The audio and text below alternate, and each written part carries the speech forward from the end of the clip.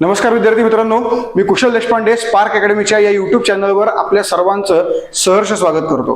मित्रांनो, आपण नुकतीच राज्यसेवा पूर्व परीक्षेसाठी कॅप्सूल बॅच ही लॉन्च केलेली आहे आणि या बॅचमध्ये आपल्याला राज्यसेवेच्या प्री परीक्षेसाठी आवश्यक असणाऱ्या प्रत्येक विषयांच्या महत्त्वाच्या घटकांचा सविस्तर आढावा यात घ्यायचा आहे. मित्रांनो, नक्कीच या बॅचचा तुम्हाला फायदा कशासाठी होणार आहे तर तुमचा संपूर्ण अभ्यासक्रम कव्हर झालेला आहे, संपूर्ण सिलेबस तुमचा वाचून कव्हर झालेला आहे, अभ्यास करून कव्हर झालेला आहे. आता फक्त तुम्हाला एक रिव्हिजन पाहिजे आहे. त्या रिव्हिजनसाठी तुम्हाला नक्कीच या संपूर्ण कॅप्सूल बॅचचा फायदा होणार आहे आणि तो फायदा आपण सर्वांनी घ्यावा. मित्रांनो, यामध्येच आपण इतिहास या विषयाला सुरुवात करणार आहोत की ज्यामध्ये राज्यसेवा पूर्व परीक्षेला इतिहासाचे कोणकोणते घटक इम्पॉर्टंट आहेत. मी कुशल देशपांडे या गोष्टींना सुरुवात करत आहोत. Revision batch, capsule batch. So बघा, आता याच्यामध्ये आपल्याला काय काय शिकायचं आहे तर बघा, इतिहासाचा जो आपला पूर्व परीक्षेचा पेपर असणार आहे, या पूर्व परीक्षेच्या पेपरमध्ये या पूर्व परीक्षेच्या पेपरमध्ये जो आपला इतिहास हा विषय आहे, या इतिहास विषयामध्ये एकूण 3 घटकांचा समावेश होतो. या 3 घटकांमध्ये एक असणार आहे प्राचीन, दुसरा असणार आहे मध्ययुगीन, तर तिसरा असणार आहे आधुनिक. या 3 घटकांचा यामध्ये एकूण समावेश होतो आणि या 3 घटकांपैकी आपल्याला नेमका आयोगाने कुठल्या पेपरला कुठल्या घटकाला वेटेज दिलेला आहे याच्या आधारावरती तो अभ्यास करायचा आहे. याच्या आधारावरती त्याची रिव्हिजन आपल्याला करायची आहे. तर लक्षात घ्या, साधारणतः आपण जर 2023 या सालचा पूर्व परीक्षेचा पेपर आपण बघितला तर आपल्याला एकंदरीत असं दिसतंय की हळूहळू आता आपल्याकडे पूर्व या परीक्षेमध्ये प्राचीन आणि मध्ययुगीनचं वेटेज कमी होत चाललेलं आहे आणि आधुनिकचं जे वेटेज आहे ते नक्कीच वाढत चाललेलं आहे. आपण जर 2023चा पेपर बघितला तर एकूण जे प्रश्न आपल्याला आलेले होते मित्रांनो, ते एकूण प्रश्न हे साधारणतः 15 होते आणि या 15 प्रश्नांपैकी आपल्याला प्राचीन या घटकावरती साधारणतः 2 प्रश्न आणि मध्ययुगीन या घटकावरती 1, तर उर्वरित जे प्रश्न आहेत ते उर्वरित प्रश्न म्हणजेच किती तर 12 प्रश्न हे आपल्याला आधुनिक वरती आलेले आहेत. लक्षात घ्या मित्रांनो, आपल्याला पेपरला सगळाच संपूर्ण इतिहास आहे, परंतु आपल्याला आयोग कशा पद्धतीने विचारते त्याच्या आधारावरती अभ्यास कव्हर करायचा आहे आणि त्याच्या आधारावर जर अभ्यास कव्हर करायचा असेल तर ते अनालिसिस म्हणजेच प्राचीन 2 प्रश्न, मध्ययुगीन 1 प्रश्न आणि आधुनिक 12 प्रश्न, याच्याच आधारावरती आपल्याला जर कमीत कमी वेळेमध्ये फोकस ठराविक घटकावर करायचा असेल तर तो कोणता घटक असणार आहे तर तो घटक असणार आहे आधुनिक भारताचा इतिहास. त्यामुळे आपण या कॅप्सूल बॅच मध्ये याच आधुनिक भारताच्या इतिहासाला कव्हर करण्याचा प्रयत्न करणार आहोत विशिष्ट आणि महत्त्वाच्या घटकांसाठी. तर मित्रांनो, या आधुनिक भारताच्या इतिहासामध्ये आपल्याला काय काय कव्हर करायचंय तर बघा, आधुनिक भारताचा जो इतिहास आहे हा इतिहास आणि या इतिहासामध्ये आवश्यक असणारे आपले महत्त्वाचे घटक. आधुनिक भारताचा इतिहास. सो लक्षात घ्या, या आधुनिक भारताच्या इतिहासामध्ये साधारणतः आपण एकूण 8 घटकांचा विचार करणार आहोत. लक्षात घ्या, किती घटकांचा? 8 घटकांचा. हे 8 घटक की जे 8 घटक आणि त्या घटकांवरती प्रश्न कंपल्सरी आपल्याला प्रीला विचारले जातात. आपण जर मागच्या साधारणतः 2000 सालापासूनच्या पेपरचं अनालिसिस केलं तर आपल्याला असं दिसून येतं की या 8 घटकांवरती पेपरला प्रश्न हमखास आलेले आहेत. मग जर एकूण आधुनिकच्या इतिहासावरती 12 प्रश्न असतील आणि 12 प्रश्नांपैकी जर समजा आपल्याला कन्फर्म माहिती आहे की रे बाबा 8 ते 10 प्रश्न हे याच 8 घटकांवरती येत आहेत, तर आपल्याला त्या घटकांवरती फोकस जास्त करणं गरजेचं आहे. लक्षात घ्या, आपल्याला उरलेल्या कालावधीमध्ये जो काय आता उरलेला आपला कालावधी आहे, साधारणतः आपण त्याला 1 महिना किंवा 1.25 महिना असं म्हणूया, या उरलेल्या कालावधीमध्ये आपल्याला काय करायचंय तर अशा पद्धतीने आपल्याला सिलेबस कव्हर करायचा आहे, अशा पद्धतीने रिव्हिजन करायची आहे की जी रिव्हिजन आपल्याला 100% या 28 एप्रिलच्या पेपरला उपयोगी पडणार आहे. ओके, या पद्धतीने रिव्हिजन करताना ते महत्वाचे घटक, मग ते कोणते घटक तर केवळ 8 घटक, ज्याची सुरुवात गव्हर्नर व कायदे या टॉपिकने होते. लक्षात घ्या, गव्हर्नर व कायदे हा सगळ्यात पहिला टॉपिक आपल्याला यात कव्हर करायचा आहे. यातले कायदे हा जो टॉपिक आहे तो टॉपिक मित्रांनो तुम्हाला इतिहासाला पण उपयोगाचा आहे आणि तुम्हाला पॉलिटीला पण उपयोगाचा आहे. त्यामुळं हा जर कायदे टॉपिक तुम्ही 100% व्यवस्थित पद्धतीने कव्हर केला तर तुमचे दोन्हीकडचे पण मार्क काय होतात त्यामध्ये कॅल्क्युलेट होतात. त्यामुळे कायदे, गव्हर्नर. त्यानंतरचा आपला दुसरा महत्वाचा टॉपिक असणार आहे तो 1857चा उठाव आणि याच उठावाबरोबर इतर काही स्थानिक उठाव, विशेषतः महाराष्ट्रात झालेले जे स्थानिक उठाव आहेत 1857च्या उठावाच्या आधी, त्याचप्रमाणे महाराष्ट्रामध्ये 1857च्या उठावादरम्यान झालेले उठाव याचा अभ्यास याच्यामध्ये आपल्याला करायचा आहे. आणि सगळ्यात महत्वाचा 1857चा उठाव, ज्याच्यावरती पेपरला प्रश्न 100% गॅरंटेड असतात. त्यानंतर तिसरा मुद्दा जो आपल्याला याच्यामध्ये कव्हर करायचा आहे तो असणार आहे शिक्षण. काय नाव आहे तर शिक्षण. ठीक आहे, शिक्षण व वृत्तपत्र हा एक अत्यंत महत्वाचा टॉपिक आपल्याला असणार आहे. त्यानंतर जो चौथा टॉपिक आहे मित्रांनो तो आहे सामाजिक सुधारणा चळवळ. काय नाव आहे सामाजिक सुधारणा चळवळ. एक महत्वपूर्ण टॉपिक आहे सामाजिक सुधारणा चळवळ. त्याच्यामध्ये तुम्हाला वेगवेगळ्या प्रकारे आपल्या भारतामध्ये आणि आपल्या महाराष्ट्रात आपल्या धार्मिक बाबतीत ज्या काही सुधारणा घडल्या त्या सुधारणा घडण्यासाठी तयार केलेल्या अनेक चळवळी, सभा आणि संघटना यांचा अभ्यास करायचा आहे. त्याच्यामध्ये ब्राह्मो समाज असेल, प्रार्थना समाज असेल, आर्य समाज असेल, रामकृष्ण मिशन असेल किंवा आत्मीय सभा असेल, मानव धर्म सभा असेल, त्याचप्रमाणे परमहंस सभा असेल, या सगळ्या सभांचा समित्यांचा आपण जर अभ्यास केला तर नक्कीच यावरही आपल्याला कन्फर्म एखादा प्रश्न पेपरला येतो तर तो प्रश्न आपला यामध्ये सहज सुटणार आहे. त्यानंतरचा महत्वाचा मुद्दा असणार आहे राजकीय सुधारणा चळवळ. राजकीय सुधारणा चळवळ मित्रांनो, याच्यावरती हमखास प्रत्येक पेपरला प्रश्न विचारला जातो आणि यंदा तर निवडणूक आहेत, त्यामुळे निवडणुकांमुळे अशा काही घटकांवरती प्रश्न पेपरला येणार याची गॅरंटी आहे. ओके, या राजकीय सुधारणा चळवळीमध्ये महाराष्ट्रात आणि महाराष्ट्राच्या बाहेर इतर प्रांतांमध्ये राजकीय सुधारणा चळवळ कशा पद्धतीने घडत गेली, कशा पद्धतीने वेगवेगळे पक्ष स्थापन झाले वेगवेगळ्या प्रांतात, आणि त्यानंतर आपल्याकडे काँग्रेस कशी स्थापन झाली याचा अभ्यास याच्यामध्ये आपल्याला करायचा आहे. मग Bombay association, Bombay presidency association, east India association, Pune सार्वजनिक सभा, त्याचप्रमाणे बंगाल ब्रिटिश इंडिया समिती, बंगाल ब्रिटिश इंडिया असोसिएशन, जमीनदारांची संघटना, Indian league, Indian association, Indian national league आणि मग आपली काँग्रेस. मित्रांनो, या सगळ्या प्रकारच्या गोष्टींचा अभ्यास जर केला तर नक्कीच याच्यावरचेही प्रश्न आपले 100% काय होणार आहेत मित्रांनो, सुटणार आहेत. त्यानंतर काँग्रेस, अत्यंत महत्वाचा मुद्दा, काँग्रेस व त्याचे महत्वाचे अधिवेशन. मित्रांनो लक्षात घ्या, आपल्याकडच्या कुठल्याही परीक्षांना अधिवेशनावरती प्रश्न हमखास येतात. जोड्या लावायला तर हमखास प्रश्न आपल्याला अधिवेशनावरती पाहायला मिळतात. त्यामुळे आपल्याला या ठिकाणी काँग्रेसची स्थापना आणि त्या काँग्रेसच्या अधिवेशनातले किंवा त्यातले जे महत्वाचे अधिवेशन झालेले आहेत ते अधिवेशन या ठिकाणी 100% कव्हर करायचे आहेत.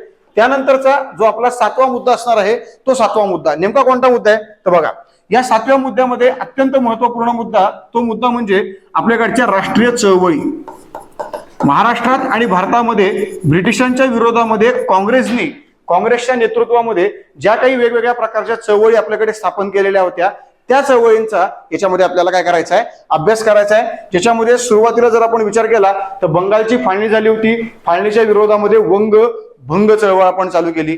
त्यानंतर आपण असहकार चळवळ चालू केली. त्यानंतर आपण सविनय कायदेभंग चळवळ चालू केली. मग या प्रत्येक चळवळींचा अभ्यास, त्याच्याकडे आपला बघण्याचा अँगल आणि नेमका आयोगाला काय अपेक्षित आहे तो अँगल हा आपल्याला याच्यामध्ये काय करायचा आहे तर समजून घ्यायचा आहे. आणि मग सर्वात शेवटचा 8वा मुद्दा की जो आपल्या प्रत्येक परीक्षांसाठी सर्वोत्तम आहे, मार्क देऊन जाणार आहे आणि प्रश्न गॅरंटेड विचारणार आहेत, अशा प्रकारचा मुद्दा आहे समाज सुधारक. मित्रांनो, अत्यंत महत्वपूर्ण मुद्दा आहे. याच्यामध्ये साधारणतः 8 महत्वाचे समाज सुधारक आहेत आणि त्याच्यावरती प्रश्न आयोग पेपरला विचारतं. साधारणतः आपल्याकडे 12 प्रश्न आधुनिक भारताच्या इतिहासावरती 2023 ला आयोगाने विचारलेले आहेत आणि या 12 प्रश्नांपैकी 3 प्रश्न हे आपल्याला समाज सुधारकांवरती विचारलेले आहेत. मग जर 3 प्रश्न एक गट्टा एका टॉपिक मधून येत असतील तर आपल्याला त्याचा फायदा नक्कीच करून घ्यायचा आहे. एक गट्टा एका टॉपिक मधलं 3 प्रश्न आणि या 3 प्रश्नांसाठी महत्वाचे समाज सुधारक जर आपण घेतले तर एकूण किती असणार आहेत, साधारणतः 50+ समाज सुधारक आपल्याला दिलेले आहेत आयोगाने, पण त्यातले आपल्याला मॅक्झिमम कव्हर करायचे आहेत 8. मग यामध्ये शाहू आहेत, फुले आहेत, आंबेडकर आहेत, कर्वे आहेत, आगरकर आहेत, त्याचप्रमाणे पंडिता रमाबाई रानडे आणि सावित्रीबाई फुले हे लोक आणि या लोकांच्या रिलेटेड जे लोक होते. म्हणजे आता रिलेटेड कसं तर बघा, रमाबाई रानडेंचा जर आपण अभ्यास केला तर आपल्याला न्यायमूर्ती महादेव गोविंद रानडे यांचा अभ्यास कव्हर करायचाच आहे. मी जर पंडिता रमाबाई म्हणलं तर पंडिता रमाबाई यांची इच्छा होती डॉक्टर होण्याची, मग त्यांची इच्छा त्यांना स्वतःला पूर्ण करता नाही आली, मग कुणी केली? मग आनंदी गोपाळराव जोशी, मग त्यांचा अभ्यास करायचा. मग आनंदीबाई गोपाळराव जोशी जर पहिल्या महिला डॉक्टर आहेत तर लंडनमध्ये शिकलेल्या पहिल्या महिला डॉक्टर कोण? मग त्यासाठी आपल्याला सावे नावाच्या एक स्त्री आहेत की ज्यांनी आपल्याकडे लंडनमध्ये पहिल्यांदा शिक्षण घेतलं आणि भारतात येऊन प्रॅक्टिस केली. मग या संदर्भातला अभ्यास, रिलेटेड अभ्यास आपल्याला याच्यामध्ये काय कव्हर करायचा आहे, जेणेकरून समाजतोरकावरती जे काही 2-3 प्रश्न आपल्याला विचारले जाणार आहेत ते प्रश्न आपले सक्सेसफुली सॉल्व्ह होणार आहेत. म्हणून लक्षात घ्या, राज्यसेवेला जर तुम्हाला मगाशी सांगितल्याप्रमाणे या 3 घटकांपैकी प्राचीन, मध्ययुगीन आणि आधुनिक, फोकस आपला कशावरती आहे तर आधुनिक वरती आहे, तर यामध्ये जर 12 प्रश्न असतील तर या 12 प्रश्नांपैकी आपल्याला कंपल्सरी 8 ते 10 प्रश्न हे या टॉपिक वरती येणार आहेत की जी टॉपिक एकूण 8 आहेत. आणि या टॉपिक वरती जर आपण जास्तीत जास्त अभ्यास केला, त्याची रिव्हिजन केली उरलेल्या कमीत कमी दिवसांमध्ये, तर 100% आपल्याला इतिहासाला एकूण जे 15 प्रश्न आहेत त्या 15 प्रश्नांपैकी साधारणतः 10 ते 11 प्रश्नांची उत्तरं 100% सॉल्व्ह करता येणार आहेत. मी तुम्हाला कुठल्याही प्रकारे असं म्हणणार नाही की 15 पैकी 15, हे चॅलेंज मी कधीच देत नाही, मी स्वतःलाही घेत नाही, कारण आयोग आहे तो आयोग इतकेही सोपे प्रश्न विचारणार नाहीये की जे प्रश्न तुम्हाला 15 पैकी 15 मार्क मिळवून देणार आहे. आयोगामध्ये 2 प्रश्न 100% असे आहेत की जे प्रश्न शिक्षकांच्याही डोक्यावरनं जातात. तुम्ही कुठल्याही क्वालिटीचा शिक्षक आणा, त्याच्याही डोक्यावरनं जाणार आहेत. मग तो ज्या वेळेला ऑनलाईन पद्धतीने आपल्या समोर येतो आणि सांगतो की बाबा हे उत्तर आहेत, ते उत्तर कसं सांगतो? कारण त्याकडे वेळ असतो ना, त्या वेळात तो शोधून सांगतो. मी सुद्धा तेच करतो, सगळे शिक्षक तेच करतात. मग लक्षात घ्या, आपल्याला असा अभ्यास करायचा की ज्या अभ्यासामध्ये आपलं टार्गेट किती प्रश्नांचं आहे? टार्गेट आहे आधुनिक मध्ये 12 प्रश्नांचं, आणि या 12 प्रश्नांपैकी आपल्याला 8 टॉपिक मधले 8 ते 10 प्रश्न काय करायचे आहेत तर कव्हर करायचे आहेत. आणि ते कव्हर करण्यासाठी हे महत्वपूर्ण किती टॉपिक तर 8 टॉपिक आपल्याला गरजेचे आहेत. आता यातलंच आपल्याला सुरुवात करायची आहे पहिल्यांदा गव्हर्नर आणि कायदे या टॉपिकला. ओके, कसं काय म्हणजे तुमच्याकडे बघून शिकवायचं की ह्यांच्याकडे बघून शिकवायचं? चालणार आहे तसं? मला तेच माहित नाही म्हणून म्हणलं एकदा विचारावं. चालेल ना? ठीक आहे, थोडं कट करतील. सो ओके, सो आता आपण पहिला टॉपिक बघणार आहोत. पहिला टॉपिक जो आपला असणार आहे, टॉपिकचं नाव असणार आहे गव्हर्नर. लक्षात घ्या मित्रांनो, भारतामध्ये साधारणतः जी सत्ता आलेली होती ती सत्ता आल्यानंतर त्या सत्तेचा कारभार करण्यासाठी ब्रिटिशांनी त्याचप्रमाणे इतर युरोपियन देशांनी आपल्याकडे गव्हर्नर या पदाची निर्मिती केली. मग हे गव्हर्नर पद नेमकं काय आहे, या गव्हर्नर पदाचं कार्य काय आहे, आणि ब्रिटिशांनी तयार केलेलं हे गव्हर्नर पद, त्या गव्हर्नर पदाला मिळालेलं प्रमोशन कसं आहे, त्या प्रमोशनावर बसलेला पहिला व्यक्ती, त्याचा कार्यकाल, त्या पदावर बसणारा सर्वाधिक काळ व्यक्ती नेमका कोणता, आणि त्या सर्व व्यक्तींमधले काही विशेष महत्वपूर्ण काम करणारे व्यक्ती यामध्ये आपल्याला अभ्यासायचे. लक्षात घ्या, गव्हर्नर हे जे पद आहे हे पद भारतामध्ये राज्यपाल या नावाने ओळखलं जातं. सध्या जर आपण विचार करायला गेलो तर गव्हर्नरलाच मराठीत आपण म्हणतो राज्यपाल, आणि राज्यपाल हा प्रमुख कोणाचा आहे तर हा असतो राज्यांचा प्रमुख. राज्यांचा प्रमुख. आता लक्षात घ्या, त्या कालावधीमध्ये आपल्याकडे आलेले जे महत्वपूर्ण 4 सत्ता होत्या, त्या 4 सत्तांपैकी आपल्याकडे लक्षात घ्या पहिल्यांदा आले पोर्तुगाल, त्यानंतर आलेले होते डच, त्यानंतर आलेले होते ब्रिटिश, त्यानंतर आलेले होते कोण तर फ्रेंच. सो आपण थोडक्यात सांगताना काय सांगतो, PDEF. आता शॉर्ट फॉर्म लक्षात ठेवणं हे काय आपलं काम नाहीये, पोलीस भरतीवाल्यांचं काम आहे, पण तरी देखील PDF प्रत्येकाच्या लक्षात राहणार आहे. मध्ये फक्त ई टाकून द्यायचं आहे, बरं ईला आपण कधीच विसरणार नाही, कारण जो घात केलाय तो कुणी केलेला आहे, ईनीच केलेला आहे. त्यामुळे लक्षात घ्या PDF, या PDF मध्ये आपल्याकडे पोर्तुगाल, ब्रिटिश आणि त्यानंतर आलेले जे फ्रेंच आहेत, या 3 सत्तांनी भारतामध्ये सत्ता स्थापन केली आणि ती सत्ता शेवटपर्यंत टिकलेली होती. कारण आपल्याला माहिती आहे की डच ही अशी सत्ता आहे की जी सत्ता भारतामध्ये आली, काही काळ स्थिरावली, पण भारतामधनं सगळ्यात बाहेर पहिल्यांदा पडलेली सत्ता 1795ला. त्यामुळे लक्षात घ्या, आपल्याकडे पोर्तुगाल ज्यांनी सत्ता स्थापन केली केरळ राज्यामध्ये, पहिल्यांदा जी सत्ता स्थापन केली होती ती कुठे गेली होती केरळमध्ये. कालांतराने त्यांनी आपलं सेंटर गोवा बनवलं, पण केरळ हे पहिलं त्यांचं सेंटर होतं. ब्रिटिशांनी पहिली सत्ता स्थापन केली बंगाल प्रांतामध्ये, आणि फ्रेंचांनी पहिली सत्ता स्थापन केली होती पॉंडिचेरीमध्ये. त्यामुळे लक्षात घ्या, या 3 युरोपियन सत्तांनी भारतातल्या या 3 प्रांतांमध्ये सत्तेचा कारभार करण्यासाठी एक पद निर्माण केलं. आता राज्य ताब्यात आलेलं आहे, त्यामुळे राज्याचा कारभार करण्यासाठी राज्यपाल हेच पद आणि त्याच्या आधारावरती भारतामध्ये केरळचा गव्हर्नर, बंगालचा गव्हर्नर आणि पॉंडिचेरीचा गव्हर्नर या गव्हर्नर पदांची निर्मिती ही झाली. अर्थात यात सगळ्यात पहिल्यांदा पद निर्माण झालं केरळचा गव्हर्नर, दुसरं पद निर्माण झालं पॉंडिचेरीचा गव्हर्नर आणि तिसरं पद निर्माण झालं ते बंगालचा गव्हर्नर त्यांच्या सालानुसार. त्यामुळे लक्षात घ्या, केरळमध्ये पहिल्यांदा जो गव्हर्नर आला होता त्या गव्हर्नरचं नाव काय नाव होतं फ्रान्सिस्को द अल्मेडा. आता फ्रान्सिस्को द अल्मेडा हा भारतातला कोणत्याही युरोपियन देशांनी स्थापन केलेला पहिला गव्हर्नर. त्यामुळे लक्षात घ्या, हा गव्हर्नर कोणाचा आहे? गोव्याचा गव्हर्नर आहे का? तर बिलकुल नाहीये. कारण डोळ्यात एकच असतं आपल्या की रे बाबा पोर्तुगाल आहे, सत्ता गोवा, आणि मग गोवा आहे तर गोव्याचा व्हाईसरॉय किंवा गोवाचा गव्हर्नर. पण लक्षात घ्या, या ठिकाणी गव्हर्नर पहिल्यांदा आला होता केरळचा. कारण आल्या ते केरळमध्ये आले, केरळमध्ये आल्यानंतर केरळची सत्ता हस्तंगत केली, मग कालांतराने ते गोव्यात गेलेले होते. त्यामुळे लक्षात घ्या, पहिल्यांदा केरळचा गव्हर्नर फ्रान्सिस्को द अल्मेडा, त्यानंतर पॉंडिचेरी ताब्यात कुणी घेतली तर फ्रेंचांनी, आणि त्याच्या आधारावरती त्यांनी पॉंडिचेरीमध्ये डुप्ले या व्यक्तीला काय केलं, गव्हर्नर म्हणून नेमलेलं होतं. आता डुप्लेलाच का, याचं कारण काय, तर पॉंडिचेरी जी फ्रेंचांनी ताब्यात घेतलेली होती ती डुप्लेच्या माध्यमातून घेतली होती. आता जर एखादा प्रदेश मी ताब्यात घेतलाय तर नक्कीच त्याचा बाप मीच असणार आहे.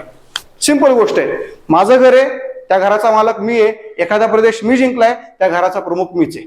सो या आधारावरती आपल्याकडे Kerala Francisco de Almeida, Pondicherry Dupleix, आणि त्याच आधारावरती लक्षात घ्या मित्रांनो, ब्रिटिशांचा रॉबर्ट क्लाइव्ह. या रॉबर्ट क्लाइव्हनी आपल्याकडे प्लासीची लढाई खेळली आणि या प्लासीच्या लढाईच्या माध्यमातून बंगाल प्रांतात सत्ता स्थापन केली आणि त्यामुळे बंगालचा कारभार करण्यासाठी पद निर्माण केलं बंगालचा गव्हर्नर. आता लक्षात घ्या, या गव्हर्नर पदाला प्रमोशन मिळत गेलं, पण हे प्रमोशन केवळ या एका सत्तेकडनं मिळालेलं होतं. कारण पोर्तुगाल हे शेवटपर्यंत फक्त गोवा याच राज्यात राहिले, गोवा, दीव दमण, दादरा नगर हवेली. फ्रेंच हे फक्त पॉंडिचेरीमध्ये राहिले, व पॉंडिचेरीचे आजूबाजूचे म्हणलं तर पॉंडिचेरी असेल, कारिकल असेल, माहे असेल, यानाम असेल किंवा चंद्रनगर असेल.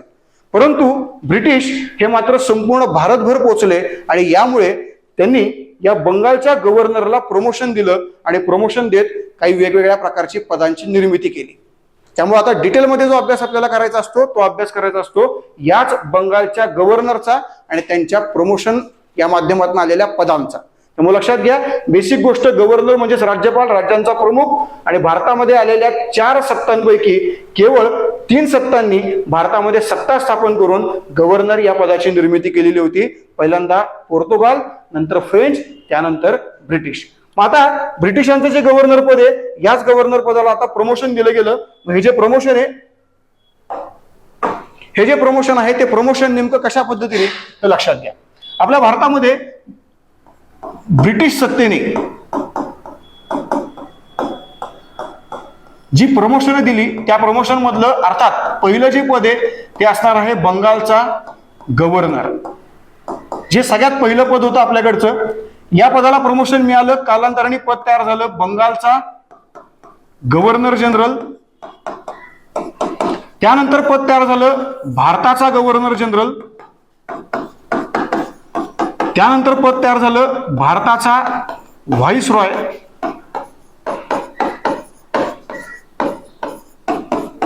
त्यानंतर पद तयार झालं भारताचा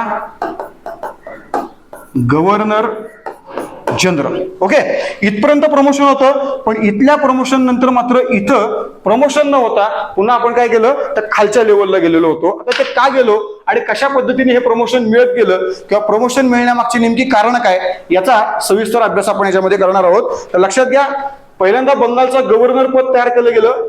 का तयार केलं गेलं, कारण काय याचं सिंपल कारण आहे, आपल्याकडे प्लासीची लढाई झाली. बरोबर आहे, प्लासीची लढाई झाली आणि प्लासीच्या लढाईमुळे बंगाल प्रांतात इंग्रजांची सत्ता स्थापन झाली आणि या सत्तेचा कारभार करण्यासाठी एक पदाचं नाव बंगालचा गव्हर्नर. मग हे जे बंगालचा गव्हर्नर पद आहे या पदाचा कार्यकाल काय आहे तर या पदाचा कार्यकाल आहे 1757 ते 1774. या दरम्यान आपल्याकडे होतं बंगालचा गव्हर्नर पद. त्यानंतर बंगालचा गव्हर्नर जनरल हे जे पद आलेले मित्रांनो, तर लक्षात घ्या या पदाची निर्मिती झाली होती 1773च्या नियंत्रण कायद्यानुसार. कायदा आला होता नियंत्रण कायदा, आणि या कायद्याने सांगितलं की बाबा रे बंगालचा गव्हर्नर बस झाला, आता याला प्रमोशन दिलं पाहिजे. का प्रमोशन दिलं पाहिजे? कारण आजपर्यंत कारभार फक्त बंगालचा होता, आता इथनं पुढे कारभार मुंबई आणि मद्रास प्रांतामधल्या ब्रिटिश सत्तांचा पण असणार आहे. मग जर त्या भागाचा कारभार करायचा आहे तर प्रमोशन आवश्यक होतं. मग प्रमोशन दिलं गेलं बंगालचा गव्हर्नर जनरल. गव्हर्नर पेक्षा पुढची पोस्ट कुठल्या कायद्याने? 1773चा नियंत्रण कायदा. पण कार्यकाल काय? तर कार्यकाल आहे 1774, कारण कायद्याची अंमलबजावणी 74ला झाली, त्यामुळे 74 पासून 1833 पर्यंत आपल्याकडे पद होतं बंगालचा गव्हर्नर. मग आता लक्षात घ्या मित्रांनो, बंगालचं गव्हर्नर हे पद संपल्यानंतर आलं नवीन भारताचं गव्हर्नर जनरल. का? तर सिंपल आहे, भारतामध्ये ब्रिटिशांनी जी ब्रिटिशांची सर्वोच्च शासन पद्धत, सर्वोच्च सत्ता जी निर्माण केली, ती निर्माण केली 1818ला. मराठा जो भारतातला सर्वोच्च होता, मराठा जी भारतातली एकदेशीय सत्ता होती, त्या सत्तेला पराभूत करून ब्रिटिशांनी काय केलं? तर ब्रिटिशांनी भारतामध्ये सर्वोच्च सत्ता स्थापन केली, आणि त्या सत्तेचा कारभार करण्यासाठी बंगालचा गव्हर्नर जनरल हे पद अपुरं होतं, म्हणूनच नवीन पद तयार केलं, भारताचा गव्हर्नर जनरल. पण कधी केलं? तर हे केलं बरोबर 1833च्या 3ऱ्या सनदी कायद्यानुसार. सो हा कायदा खूप महत्वाचा आहे, सनदी कायदा. मग 1833च का? कारण लक्षात घ्या, मराठ्यांचा पराभव झालेला आहे 1818ला, आणि 1818 नंतर भारतात आलेला पहिला कायदा कोणता आहे? तर 1833चा. त्यामुळे पहिला कायदा जर आलेला असेल तर त्याच कायद्याने प्रमोशन मिळणार आहे, म्हणून हे प्रमोशन मिळालं कधी? 33ला 3ऱ्या सनदी कायद्यानुसार भारताचा गव्हर्नर जनरल. आणि मग याचा कार्यकाल 1833 ते 1858 पर्यंत. आता 58च का? मग याचं कारण भारताचा भारताचा गव्हर्नर जनरल याचं प्रमोशन झालं भारताचा व्हाईसरॉय म्हणून. आता हे जे प्रमोशन झालं ते प्रमोशन कोणामुळे झालं? तर यासाठी या ठिकाणी एक कायदा किंवा एक जाहीरनामा, तो जाहीरनामा होता 1858चा राणीचा जाहीरनामा. लक्षात घ्या, घडलं काय होतं? 1857चा उठाव झालेला होता, आणि उठावामध्ये आपली मागणी एकच होती की बाबा रे ही जी काही कंपनी आहे ती आम्हाला नकोय. कंपनी सरकारचा हाय हाय ही आमची घोषणा होती, आणि जर ही घोषणा असेल तर कंपनी नकोय, कुणी द्या. आमचं म्हणणं नव्हतं की पेशव्यांची सत्ता असली पाहिजे, आमचं म्हणणं नव्हतं की मुघलांची सत्ता असली पाहिजे, आमचं असंही म्हणणं नव्हतं की बेगम हजरत माल देशाचे प्रमुख झाले पाहिजे. आमचं म्हणणं होतं फक्त आम्हाला काय नकोय? कंपनी नकोय. मग कंपनी नकोय, मग कोण हवंय? कुणी द्या, काही प्रॉब्लेम नाहीये. मग कंपनी नकोय तर कुणी द्या. मग कुणी म्हणून आम्हाला मिळालं इंग्लंडची पार्लमेंट. सो लक्षात घ्या, भारतामध्ये पार्लमेंटची प्रत्यक्षात सत्ता सुरू झाली 1858च्या राणीच्या जाहीरनाम्यानुसार, आणि त्या पार्लमेंटनी तयार केलेलं पद भारताचा व्हाईसरॉय, जे पद थेट पार्लमेंटला भारतातल्या कामांसाठी जबाबदार होतं. हे पद मात्र अप्रत्यक्ष भारतातल्या कामांसाठी पार्लमेंटला जबाबदार होतं, हे प्रत्यक्ष जबाबदार होतं, आणि म्हणून गव्हर्नर जनरल याऐवजी व्हाईसरॉय या पदाची निर्मिती झाली. अर्थात कार्यकाल किती? 1858 ते 1947. आता 47ला ठरलं की बाबा रे भारताला स्वातंत्र्य द्यायचे, पण स्वातंत्र्य देताना एक आडकाठी होती, ती होती पाकिस्तान. त्यांना एक वेगळं राष्ट्र हवं होतं, मग त्यांना एक वेगळं राष्ट्र दिलं गेलं. पण वेगळं राष्ट्र दिल्यानंतर लक्षात घ्या, भारताला मिळालेले स्वातंत्र्य, पण पाकिस्तान हा भारतापासून निर्माण झालेला आहे. म्हणजे भारताचा जन्म कधी आहे माहित नाहीये. भारत स्वतंत्र आहे, पण पाकिस्तान निर्माण आहे, तेव्हा पाकिस्तानचा जन्म झालेला आहे, आणि जन्म झालेला आहे म्हटल्यानंतर त्याला काहीतरी नवीन दिलं पाहिजे, आणि भारत स्वतंत्र झालेला आहे म्हणून भारतालाही काहीतरी नवीन दिलं पाहिजे. म्हणून मग विचार केला गेला की बाबा रे आपण व्हाईसरॉयच्या ऐवजी भारताला काय देऊया? Governor general. कारण पदावर बसणारा व्यक्ती तोच होता आमचा. शेवटचा व्यक्ती होता माउंटबॅटन, पहिलाही व्यक्ती होता माउंटबॅटन. मग कसं काय समजायचं भारताला स्वातंत्र्य मिळालं?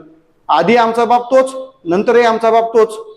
मग त्या बापाचं जे पद आहे ते पद बदललं पाहिजे, आणि म्हणून त्यावेळेला निर्णय घेतला गेला की बाबा रे भारताचा व्हाईसरॉय तू आधी होता, आता तुझं पद संपलेलं आहे, पण तुला आम्ही कंटिन्यू करतोय, पण पदाचं नाव काय असणार आहे? भारताचा गव्हर्नर जनरल. मग लक्षात घ्या, हे ठरलं 47च्या भारतीय स्वातंत्र्याच्या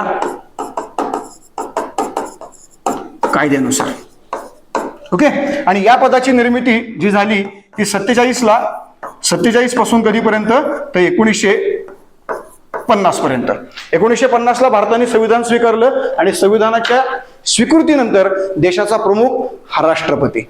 त्यामुळे राष्ट्रपती 26 जानेवारी 1950 ला आले राजेंद्र प्रसाद यांच्या रूपाने. आणि त्याच्याच आधी 2 दिवस आपल्या भारताचे शेवटचे गव्हर्नर जनरल नाव होतं सी राजगोपालचारी हे पूर्णपणे बाजूला झाले. या पद्धतीने आपले हे गव्हर्नर.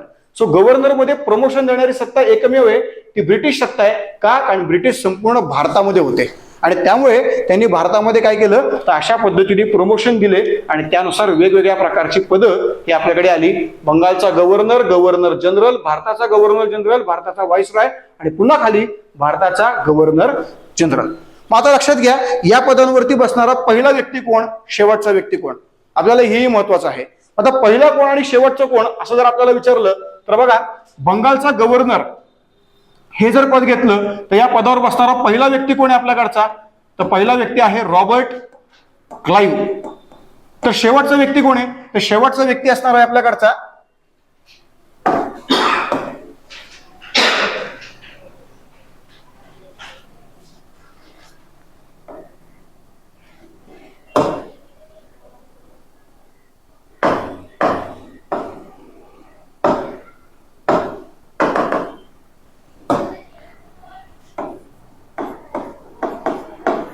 सो रॉबर्ट क्लाइव्ह जो आहे तो आपल्याकडचा काय असणार मित्रांनो पहिला बंगालचा गव्हर्नर.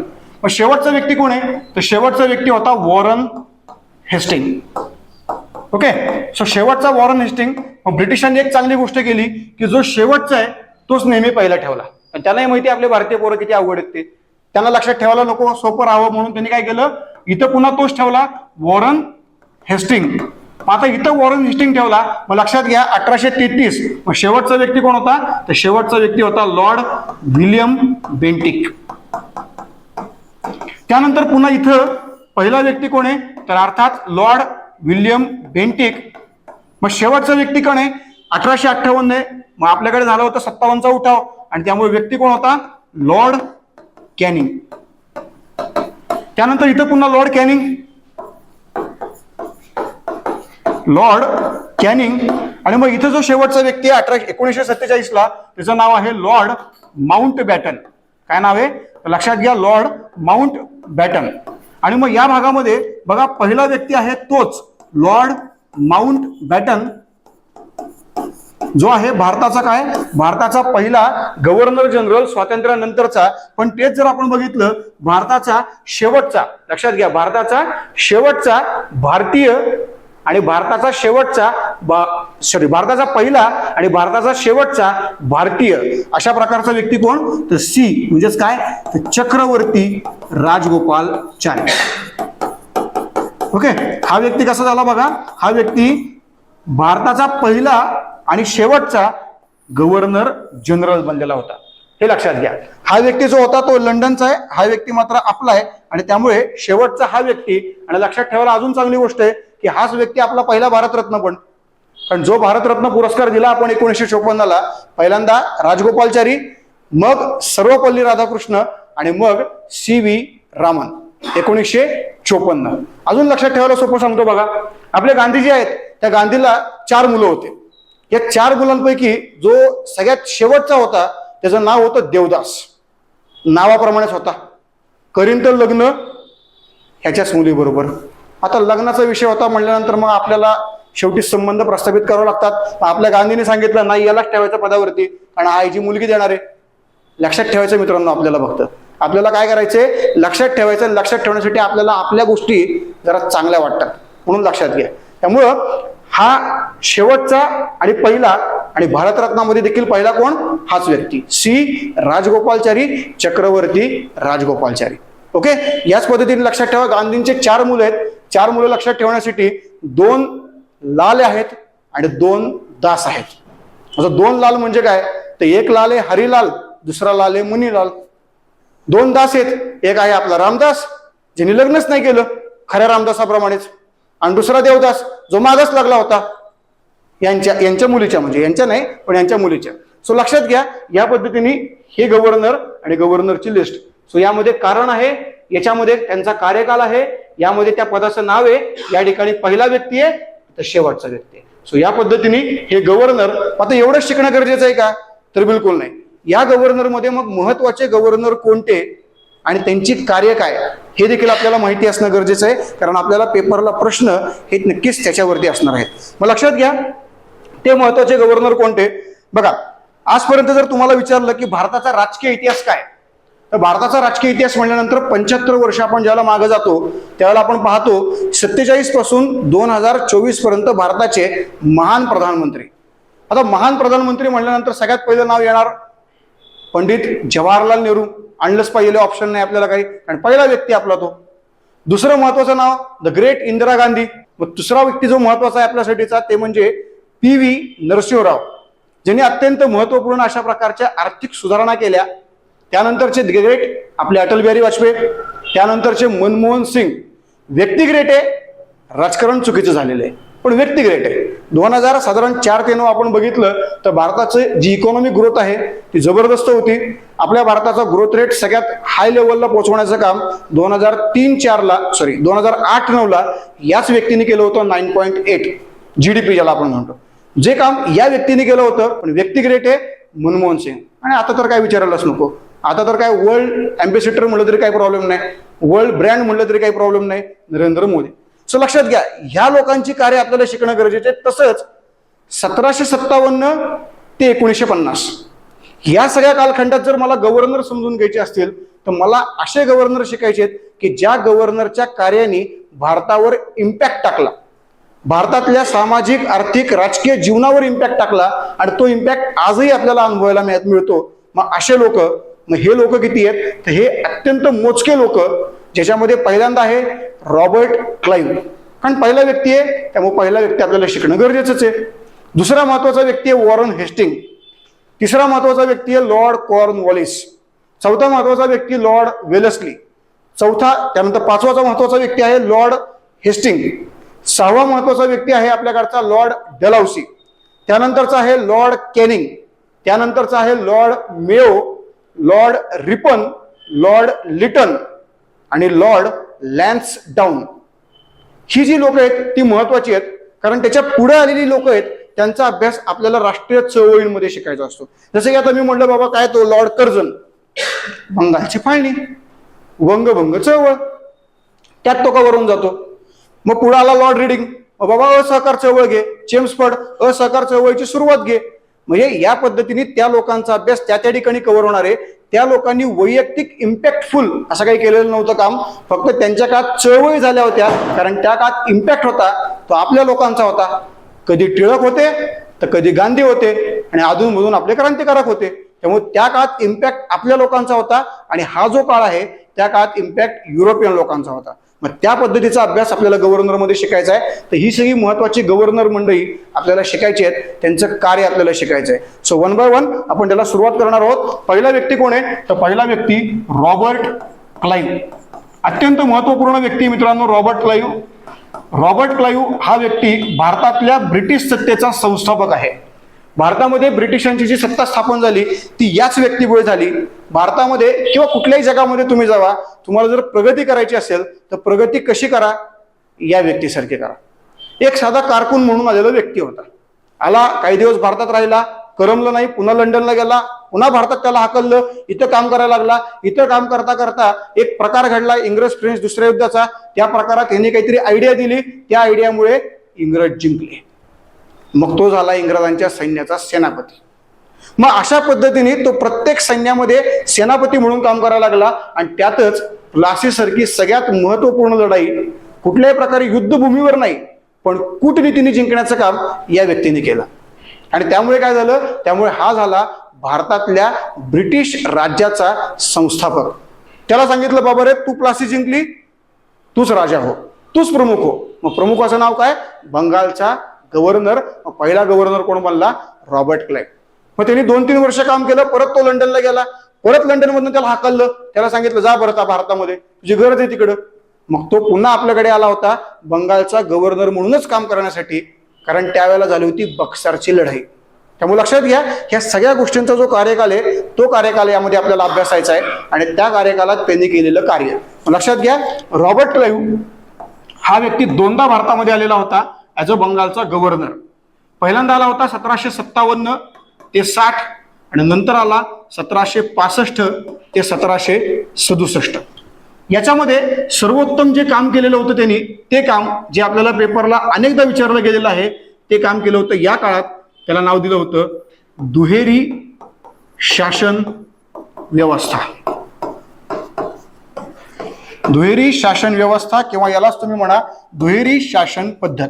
अत्यंत महत्वपूर्ण आहे, कारण लक्षात घ्या, भारतामध्ये दुहेरी शासन पद्धत जी आहे ती 2 ठिकाणी राबवलेली आहे आणि 2 वेगळ्या काळात राबवलेली आहे.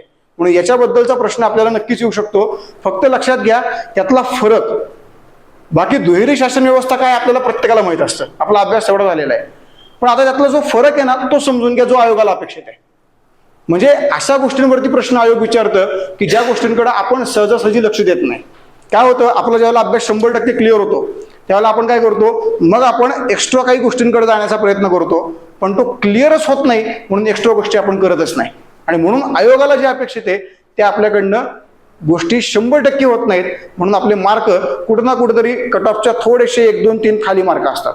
हा प्रॉब्लेम आपला येतो. मग तो येऊ नये यासाठी लक्षात घ्या ह्याच्यामध्ये आपल्याला काय करायचंय. दुहेरी शासन व्यवस्था किंवा पद्धत ही नेमकी कुठं स्थापन केली, तर ही स्थापन केलेली होती बंगाल प्रांतामध्ये. आपल्याकडे दुहेरी शासन व्यवस्था ही पद्धत स्थापन केलेली होती एका तहानी आणि त्या तहाचं नाव आहे अलाहाबादचा तह. काय नाव आहे, अलाहाबादचा तह 1765. या तहानी आपल्याकडे तयार केली दुहेरी शासन व्यवस्था. कुठल्या प्रांतामध्ये, बंगाल प्रांतामध्ये. आणि अर्थात तयार करणारा व्यक्ती कोण होता, रॉबर्ट क्लाइव्ह. फक्त लक्षात घ्या नेमकी ही पद्धत काय होती. बघा, एक प्रांत आहे बंगाल. या बंगाल प्रांतामध्ये आजपर्यंत बंगालचा प्रमुख होता एकच व्यक्ती, जो होता बंगालचा बंगालचा नवाब. एकच व्यक्ती प्रमुख होता आणि तोच बंगालचा सर्वेसर्वा होता. सर्व प्रकारची कामं तोच एक व्यक्ती करायचा. पण लढाई झाली बक्सरची आणि बक्सरच्या लढाईनंतर बंगालचा जो गव्हर्नर आहे तो गव्हर्नर नाममात्र होता, मीर जाफर होता. आता मीर जाफर याला बंगालचं गव्हर्नर पद दिलं होतं. का दिलं होतं, कारण मीर कासिमकडनं हात पोळले होते. मीर जाफरला म्हणले धर बाबा, म्हातारा झालं होतं, काय करणार आहे आपल्या विरोधात, म्हणून त्याला देऊन टाकलं. आता त्याला दिल्यानंतर बंगालचा कारभार हा 100% आपल्या हातात पाहिजे, कार्यकारी प्रमुख आपण हवं पाहिजे आणि तो व्यक्ती नामधारी हवाय. यासाठी इंग्रजांनी ही पद्धत आणली, दुहेरी शासन व्यवस्था. आजपर्यंत बंगालमधले काम एकाच व्यक्तीने केले, बंगालच्या नवाबाने. पण इथपासून पुढे बंगालचे काम 2 व्यक्तींनी केले, एक बंगालचा नवाब आणि दुसरा बंगालचा गव्हर्नर. मग जे एक काम एकच व्यक्ती करायचा त्या एका कामाला विभागलं आणि आता ते 2 व्यक्ती करतात म्हणून नाव दिलं गेलं दुहेरी.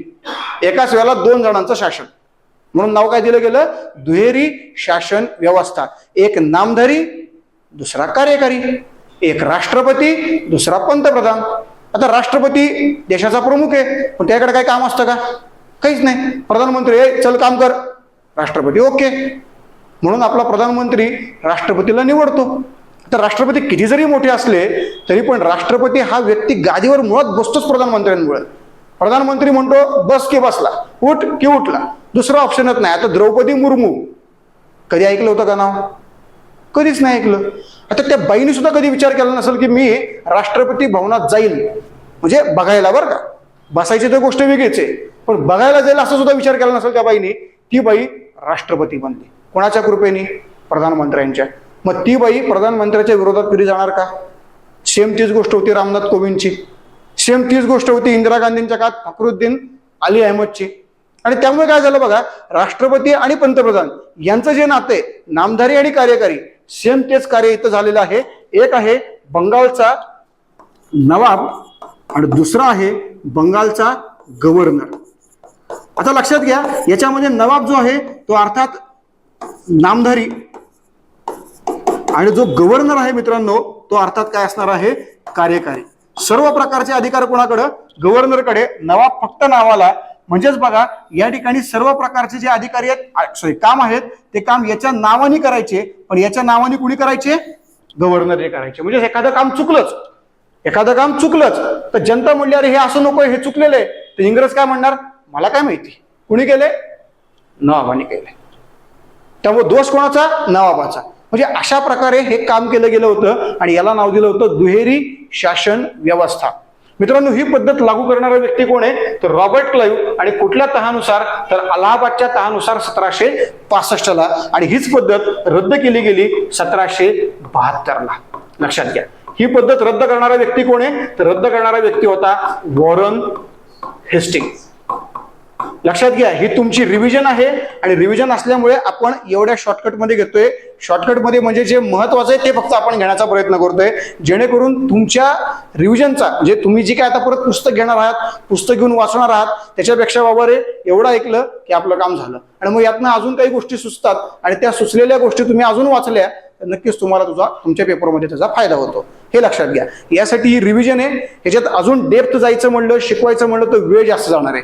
म्हणून लक्षात घ्या, आपल्याला काय करायचंय, जो काही आपल्याला संपूर्ण सिलेबस शिकवायला, समजा आपण म्हणलं बाबा रे 80-90 तास लागतात, तर त्या 80-90 तासांना आपल्याला काय करायचंय, आपल्याला कमीत कमी करून या कॅप्सूलमध्ये बसवायचं. गेलं ते इथं नाव नव्हते, आता मगाशी होतं, कॅप्सूलमध्ये आपल्याला बसवायचंय.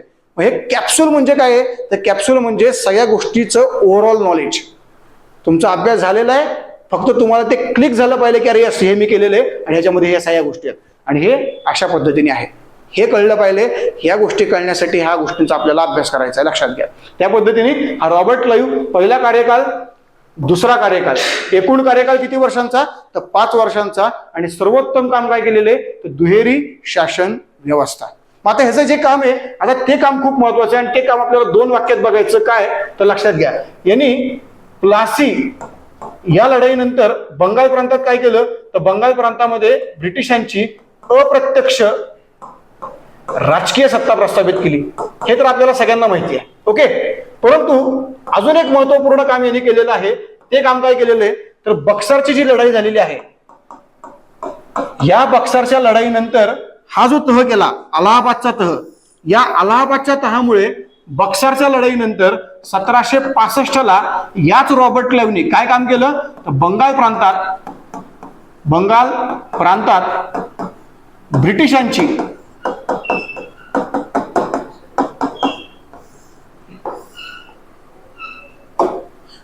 काय केलेली आहे, ब्रिटिशांची प्रत्यक्ष आर्थिक सत्ता प्रस्थापित केलेली आहे. हे लक्षात घ्या, ही खूप महत्वाची गोष्ट आहे मित्रांनो. इथं अप्रत्यक्ष राजकीय सत्ता आहे. बक्सरच्या लढाईनंतर त्या गव्हर्नरनी प्रत्यक्ष राजकीय सत्ता प्रस्थापित केली, इथं अप्रत्यक्ष राजकीय सत्ता. पण बक्सरच्या लढाईनंतर झालेला 1765चा हा तह, या तहानुसार स्थापन झाली आर्थिक सत्ता. आणि सगळ्यात महत्वाची सत्ता कुठली असती, आर्थिक का राजकीय, तर ती सत्ता असती आर्थिक सत्ता.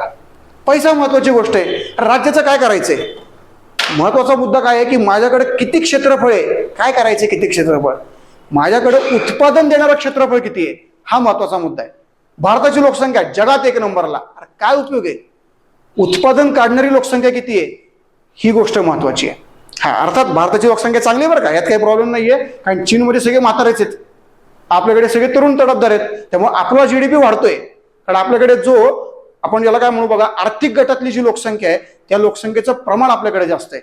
म्हणजे खऱ्या अर्थाने जर आपण जर बघितलंच तर लॉकडाऊनमध्ये खरंच प्रॉपर चायनाने लॉकडाऊन पाळलं बरं का, बाहेरही पाळलं, घरातही पाळलं. आपल्या लोकांनी लॉकडाऊन फक्त बाहेरच पाळलं, घरात मात्र सगळं निवांतच. आणि त्यामुळे लोकसंख्या जगात 1 नंबरला. बरं, ते आपली कोरोनाचीच अजून एक कृपा की जनगणना झालीच नाही आपली, नाहीतर विस्फोटच झाला असता आपला जनगणनेचा. ठीक आहे, त्यामुळं आपल्या इथं खरंच पूर्णपणे त्याचा अर्थच वेगळा झाला. पण एक गोष्ट चांगली आहे की अजूनही आपल्याकडची कार्यकारी लोकसंख्या, याचं प्रमाण हे खूप जास्त आहे. आणि कार्यकारी लोकसंख्येचं प्रमाण जास्त असल्यामुळे आपली लोकसंख्या जरी वाढत असली तरी पण उत्पन्न देखील त्याच गतीने वाढत आहे. म्हणजे घरामध्ये बघा, याचा एक्झाम्पल कसा होता, म्हणजे राजकीय आणि आर्थिक सत्ता, याचा एक तुम्हाला फरक सांगतो अजून एक. घरात माझ्याकडे 12 माणसं आहेत पण कमवणारे 2च आहेत. मग घरात एवढे माणसं असून फायदा काय. पण घरात 4 माणसं आहेत आणि कमवणारे 3 आहेत, मग मात्र 100% फायदा आहे. आपल्याकडे हीच परिस्थिती आहे आर्थिक आणि राजकीयमध्ये. मला सगळ्यात महत्त्वाची सत्ता कुठली हवी आहे, तर ती आर्थिक सत्ता हवी आहे. ज्याच्याकडे पैसा जास्त आहे तो देश सगळ्यात स्ट्रॉंग आहे. ज्याच्याकडे पैसा कमी आहे त्या देशाचं क्षेत्रफळ किती मोठं असू दे काहीच गरज नाहीये, त्या देशाला व्हॅल्यूच नाही ना जगामध्ये. आज जगात व्हॅल्यू कुणाला आहे, आज जगात व्हॅल्यू आहे ब्रिटनला, आज जगात व्हॅल्यू कुणाला आहे, आज जगात व्हॅल्यू आहे फ्रान्सला. काय आहेत, कारण देश खूप लहान आहेत पण इकॉनॉमी जबरदस्त स्ट्रॉंग आहेत. पण तेवढ्या प्रमाणात व्हॅल्यू इंडियाला आहे का किंवा होती का, तर नव्हती. आता आहे म्हणा, आता तसं काही प्रॉब्लेम नाहीये. आता आपल्याला व्हॅल्यू चांगली आहे. डायरेक्ट अमेरिकेचा प्रधानमंत्री आपल्या प्रधानमंत्र्याला हस्तांदोलनासाठी खाली वगैरे उतरतो, बस झालं, एवढंच महत्वाचं आहे आपल्यासाठी. आधी तर तेवढंही होत नव्हतं. सो हे लक्षात घ्या. त्यामुळं आपलं जे काही जागतिक स्थान आहे ते वाढतंय, ही गोष्ट क्लिअर आहे. पण आपला एरिया बघा आणि ब्रिटनचा एरिया बघा, आणि ब्रिटनचं जागतिक स्थान कधीपासून आहे ह्याचा विचार करा, आणि आपलं स्थान कधीपासून निर्माण झालंय किंवा निर्माण होतंय ह्याचा विचार करा. सो यासाठी राजकीय सत्तेपेक्षा सत्ता महत्वाची कुठली आहे, आर्थिक. आणि ती प्रस्थापित करून देण्याचं काम कोणी केलेलं आहे, रॉबर्ट क्लाइव्हनी. कधी केलेलं आहे, तर 1765ला. कुठल्या तहानी केलेलं आहे, तर अलाहाबादच्या तहानी. हा सगळ्यात महत्वाचा मुद्दा आपल्याला याच्यात शिकणं गरजेचं आहे. दुहेरी शासन व्यवस्था आणि बंगाल प्रांतामध्ये ब्रिटिशांची प्रत्यक्ष आर्थिक सत्ता. कळतंय.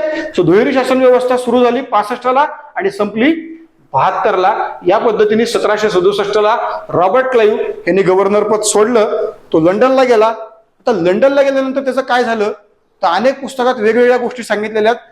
पण एक गोष्ट अशी आहे की तो लंडनला गेला आणि लगेच मेला.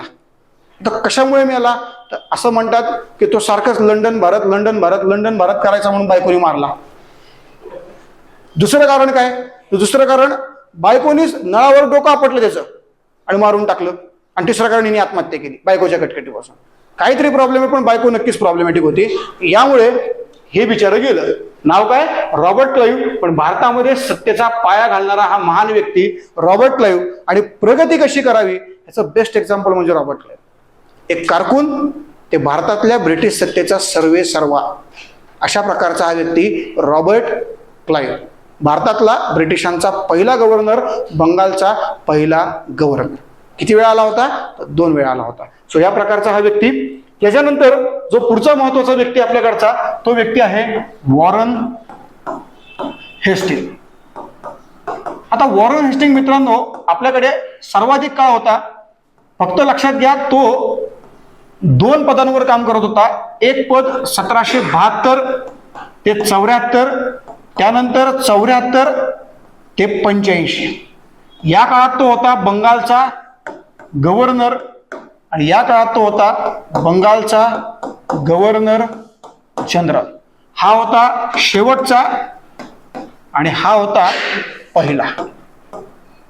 सो या पद्धतीने कार्यरत असणारा हा वॉरन हेस्टिंग बंगालचा काय, तर शेवटचा गव्हर्नर आणि बंगालचा पहिला गव्हर्नर जनरल. आता लक्षात घ्या, हा जो वॉरन हेस्टिंग आहे, तो वॉरन हेस्टिंग सर्वाधिक काळ बंगालचा गव्हर्नर जनरल म्हणून काम करत होता, 11 वर्ष, 1774 ते 1785. आता इतके वर्ष काम केलेत, त्यामुळे नक्कीच लोकांमध्ये त्याची जी लोकप्रियता होती ती आल्या आल्या जास्त होती. पण इतके वर्ष राहिल्यानंतर लोकप्रियता हळूहळू कमी झाली, कारण शेवटी जनता आहे. आणि जनतेला किंवा आपल्याला कुणालाही एकच गोष्ट जर समजा सारखं सारखं सारखं सारखं दाखवली तर आपल्याला कंटाळा येतो. चेंज पाहिजे असतो आपल्याला. आता जर चेंजच नाही मिळाला तर लोक शेवटी कंटाळतात. महत्वाचा मुद्दा असा आहे की कुठलाही व्यक्ती आला, खूप वर्ष टिकला, तर कालांतराने लोकप्रियता कमी होत असते, कारण लोकांना चेंज हवा असतो. लोकांना चेंज हवाय. आता सारखं सारखं कंटाळला ना, ते मेरे प्यारे देशवासियो, मेरे भाईओ बहिणो, कंटाळला. आता आपल्याला काहीतरी नवीन ऐकावंसं वाटते ना. आता राहुल गांधीला ऐकावंसं वाटते का, सांगता येत नाही, वाटेल पण आपल्याला, कारण काय नवीन व्यक्ती आहे. म्हणजे लक्षात घ्या, चेंज पाहिजे लोकांना. लोकांना तोच व्यक्ती सारखं सारखं नकोय. आणि भारतामध्ये या गोष्टी आपल्याला पाहायला अनेकदा मिळत आहेत की जर एखादा सत्ता आली तर आल्या त्याला डोक्यावर घेतलं जातं, नंतर थोडंसं कमी होतं आणि नंतर एकदम त्याला रसातळालाच पोहोचवलं जातं. हे भारतामध्ये होतं.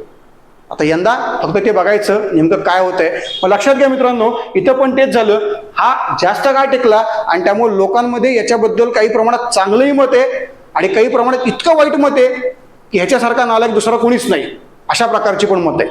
सो लक्षात घ्या, ह्यांनी नेमकं केलं काय. तर हा जो व्यक्ती होता मित्रांनो वॉरन हेस्टिंग, हा याच्या प्रकरणांसाठी सगळ्यात जास्त प्रमाणात गाजला होता. प्रकरण म्हणजे घटक नाही बरं का, प्रकरण म्हणजे अनेक प्रकरणं गेले होते यांनी. जे नको ते पण केले होते. आता याची अशी इच्छा होती की प्रत्येक ठिकाणच्या प्रकरणांमध्ये इंग्रजांना जास्तीत जास्त पैसा मिळवून द्यायचा. पण अनेक ठिकाणी पैसा मिळवून देण्याच्या नादात इंग्रजांचा इतका पैसा वाया घालवला आणि त्यामुळे त्यांनी अनेक प्रकरणं केली असं म्हणतात. आता या प्रकरणांमध्ये प्रकरणं किती आहेत, त्याचे प्रकरण त्यातलं सगळ्यात महत्वाचं प्रकरण ज्याच्यावरती अभ्यासाला अनेकदा प्रश्न येतो किंवा पेपरला प्रश्न येतो ते म्हणजे न्यायाची हत्या. न्यायाची हत्या. दुसरं प्रकरण आहे अवध बेगम प्रकरण. तिसरं प्रकरण आहे रोहिला खंड प्रकरण. रोहिला खंड प्रकरण. आता लक्षात घ्या घडलं काय, न्यायाची हत्या म्हणजे सिंपल आहे, जिथं योग्य प्रमाणात न्याय दिला गेला नाही, न्याय द्यायच्या ऐवजी त्या न्यायाचीच हत्या करून टाकली, असं हे प्रकरण आहे. साधं सिंपल प्रकरण आहे. प्रकरण काय बघा, आता याच्यामध्ये अनेक एक्झाम्पल खरं तर देता येतात आपल्याला. उदाहरणार्थ आपण जर समजा सलमान खान घेतला, हिट अँड रन प्रकरण, बरोबर ना. आता हिट अँड रन प्रकरणामध्ये झालं प्रकरण कधी 2003-04च्या दरम्यान. 3-4च्या दरम्यान झालेलं प्रकरण, केसचा निकाल लागला कधी 18-19 आणि तोही काय लागला आपण बघितला. अनेकदा सगळ्या गोष्टी फिरवल्या गेल्या. आणि का फिरवल्या गेल्या, कारण वर तुमचा कोणीतरी व्यक्ती बसलेला असतो ज्याला तुम्ही पैसे पुरवलेले असतात. सिंपल मुद्दा आहे. आणि न्याय व्यवस्थेमध्ये या गोष्टी होतात. इथं पण तेच झालेलं आहे. फक्त इथं मित्र होता. इथं घडलं काय तर बघा, वॉरन हेस्टिंग नावाचा व्यक्ती, या वॉरन हेस्टिंगनी आपला अवध नावाचा प्रांत आहे, या अवध प्रांतामधला नवाब वारलेला होता आणि तो नवाब वारल्यामुळे त्या नवाबाच्या गादीवरती त्याच नवाबाचा एक लहान मुलगा बसवायचा असा प्लॅन करत होता. कोण करत होता? वॉरन हेस्टिंग करत होता असा प्लॅन. आता लहान मुलाला जर गादीवर बसवायचं असेल तर लहान मुलगा गादीवर बसणार पण त्याच्या वतीने कोणीतरी कारभार करणार, ही ठरलेली गोष्ट होती. मग त्या लहान मुलाच्या वतीने कारभार करण्यासाठी एक व्यक्ती म्हणजे ते रेसिडेंट नावाचं पद असतं. मग या पदावर कुणाला बसवायचं? वॉरन हेस्टिंग विचार करत होता एखाद्या इंग्रजाला बसवावं. पण त्याच वेळेला या अवध प्रांतामधनं एक स्त्री आली, एक बेगम आली. तिचं नाव होतं काय, तिचं नाव बघूया, तिचं नाव नंतर बघूया, पण काही इंटरेस्टिंग नाव आहे तिचं. ती बेगम कोण होती? ती बेगम होती मेलेल्या नवाबाची, बरं का. म्हणजे जो मुलगा आता अल्पवयीन मुलगा गादीवर बसणार आहे त्याची आई होती. आणि ती काय म्हणली, दुसऱ्या कोणाला बसवण्यापेक्षा माझंच मुलगा गादीवर बसले, मीच रेसिडेंट राहते, मला रेसिडेंट पदावर बसवा. वॉरन हेस्टिंग म्हणला ठीक आहे बसवतो, पण म्हणलं मला काहीतरी पाहिजे म्हणला. मग ती म्हणली काय पाहिले? तुम्हाला काहीतरी पैसे पाहिजेत आपल्याला. मग तिने काहीतरी 2-2.5 लाख रुपये त्याला देऊन टाकले, लाच. आता 2-2.5 लाख रुपये लाच दिली आणि ही लाच देणारी जी बाई होती त्या बाईचं नाव म्हणजेच त्या अल्पवयीन नवाबाची आई, जिचं नाव इंटरेस्टिंग होतं, ते नाव होतं मुन्नी बेगम. आता तिने लाच दिली, ती बदनाम झाली, बरोबर ना. हे आपल्या भाषेत काय तर ती बदनाम झाली. आता लक्षात घ्या, तर ती आता बदनाम झालेली असेल तर ती बदनाम झाली कोणामुळे? लाच दिलेल्या प्रकरणामुळे. आता लाच दिलेल्या प्रकरणामुळे ती बदनाम झाली आणि ही संपूर्ण गोष्ट एका व्यक्तीला कळाली. तो व्यक्ती होता नंदकुमार. काय नाव होतं? नंदकुमार. आता हा नंदकुमार कोण होता तर लक्षात घ्या, हा जो नंदकुमार आहे मित्रांनो, तो व्यक्ती खूप महत्वाचा कॅरेक्टर आहे आणि तो व्यक्ती या प्रकरणातला आहे बघा. नंदकुमार कोण होता तर बंगाल प्रांतामध्ये ज्या वेळेला फक्त नवाबाची सत्ता होती त्यावेळेला नवाब पूर्णपणे महसूल गोळा करायचा आणि महसूल गोळा करण्यासाठी त्याच्याकडे एक पद होतं, ते पद होतं दिवाण नावाचं. आणि दिवाण पदावर काम करणारा व्यक्ती होता नंदकुमार, बंगालचा दिवाण. पण दुहेरी शासन व्यवस्थेमुळे महसूल गोळा करणं, पैसा गोळा करणं, त्याचा खर्च करणं अधिकार कोणाला मिळाला? गव्हर्नरला. त्यामुळे दिवाण पद गेलं, नोकरी गेली, जॉब गेला. कुणामुळे गेला? इंग्रजांमुळे. बदला घेतल्याशिवाय राहायचं नाही ठरवलं कोणी? नंदकुमारनी. आणि मग तो वाट बघत होता काहीतरी प्रकरण मिळेल, काहीतरी प्रकरण मिळेल, आणि इथं ते प्रकरण मिळालं. मुन्नी बेगमकडनं लाच घेतली. कोणी घेतली? वॉरन हेस्टिंगनी. प्रकरण मिळालं आणि त्या प्रकरणाचा त्यांनी काय केला? तपास लावला, भरपूर सारे कागदपत्र घेतले, पुरावे घेतले आणि थेट न्यायालयामध्ये गेला, सर्वोच्च न्यायालय. सर्वोच्च न्यायालयाचा न्यायाधीश होता त्या काळामध्ये एलिझा इम्पे आणि केस दाखल केली. लाच कोणी लाच घेतली? Warren Hasting. सो लाच या गोष्टीच्या विरोधामध्ये त्यांनी काय केलं? केस दाखल केली. कोणाच्या विरुद्ध केस दाखल केली? वॉरन हेस्टिंगच्या विरुद्ध. आणि मग एलिझा इम्पेचा फोन गेला वॉरन हेस्टिंगला. म्हणला गेला तू 12च्या भावात, म्हणला 2.5 लाख रुपये. आज 2.5 लाख रुपये एवढी मोठी रक्कम आहे, त्या काळात ती अजून मोठी रक्कम होती. गेला म्हणला तू आता, मग काय करावं? म्हणला एक काम कर, जर या प्रकरणात तुला कुठल्याही प्रकारे अडकायचं नसेल तर ज्या व्यक्तीने तुझ्या विरोधात केस ठोकली आहे त्याच्या विरोधात तू एक केस ठोक. व्यक्ती कोण आहे? नंदकुमार. तो म्हणला ठीक आहे ठोकतो. यांनी काय केलं? एक ठोकण्याच्या ऐवजी 2 केस ठोकल्या. एक ठोकली काय तर बाबा रे मला फसवून सही घेतली, एका व्यक्तीला उचललं, त्याला सांगितलं तू जा काय ते म्हणतात त्याला, तिथं जा आणि कोर्टात जाऊन सांग की यांनी माझ्या नकळत मला फसवून एका ठिकाणी सही घेतली, असं फक्त जाऊन सांग. तो म्हणलं बरं सांगतो, मॅनेज केलं त्याला. दुसरं एक केलं की बाबा चोरी केली म्हणून एका सराफ्याचं दुकान लुटलं, त्याला सांगितलं बाबा तू तिथं जा आणि सांग फक्त की बाबा असं असं यांनी माझं लुटलेलं आहे. 2 केस दाखल केल्या, एक चोरीची आणि दुसरं फसवून घेतलेली सही. आता लक्षात घ्या, नंदकुमारच्या विरुद्ध 2 केस आणि वॉरन हेस्टिंग्सच्या विरुद्ध 1 केस लाच. पण सगळ्यात मोठी केस कोणती होती? सगळ्यात मोठी केस होती लाच, 2.5 लाख रुपयांची. आता चोरी म्हणजे काय नॉर्मल आहे आणि त्याला शिक्षा किती, फार तर डोक्यावरनं पाणी गेले 1 वर्ष, त्यापेक्षा जास्त शिक्षा नाही आपल्याकडे. ओके. किंवा फसवून लाच काय ते फसवून सही घेतली, त्याला काहीच नाही शिक्षा, 4-5 मुस्कडीत मारायचं द्यायचं फेकून त्याला बाहेर, काय त्याला शिक्षा असणार आहे. मग आता इथं काय झालं बघा, 2 प्रकरण गेले नंदकुमारचे, 1 प्रकरण गेलं वॉरन हेस्टिंग्सचं. पण सगळ्याचा बाप होता एलिझा इम्पे आणि तो जे ठरवल तेच ठरवणार सगळं. मग त्यांनी काय केलं, त्यांनी पहिल्यांदा केस घेतली नंदकुमारच्या विरोधातली आणि नंदकुमारला या क्षुल्लक कारणासाठी आधीमध्ये कुठंच नाही, थेट फासावर लटकवलं.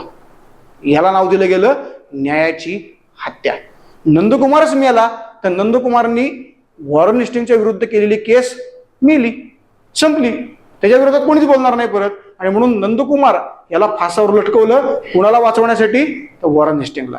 म्हणून लक्षात घ्या, हे खूप महत्वाचं प्रकरण आहे. मग न्यायाची हत्या कुणी केली? ही हत्या केलेली होती एलिझा इम्पे. हत्या नेमकी झाली कोणाची? हत्या झाली नंदकुमारची. आणि हे सगळं प्रकरण केलं कोणासाठी तर वॉरन हेस्टिंग्ससाठी, हे लक्षात घ्या. सो या सगळ्या प्रकारच्या गोष्टी न्यायाच्या हत्येमध्ये. अवध बेगम प्रकरण म्हणजे काय तर अवध प्रांतामध्ये 2 बेगम होत्या, एक होती काय ती बहु बेगम आणि दुसरी होती बडी बेगम. ह्यांच्याकडे खूप सारा पैसा होता. मग ह्यांच्याकडे खूप सारा पैसा आहे ही गोष्ट अवधच्या नवाबांनी वॉरन हेस्टिंग्सला सांगितली. कारण वॉरन हेस्टिंग्स प्रत्येक वेळेला तो अवधचा लहान नवाब होता, त्याला विचारायला त्रास द्यायचा, प्रत्येकाला त्रास द्यायचा की बाबा मला पैसे दे, मला पैसे दे.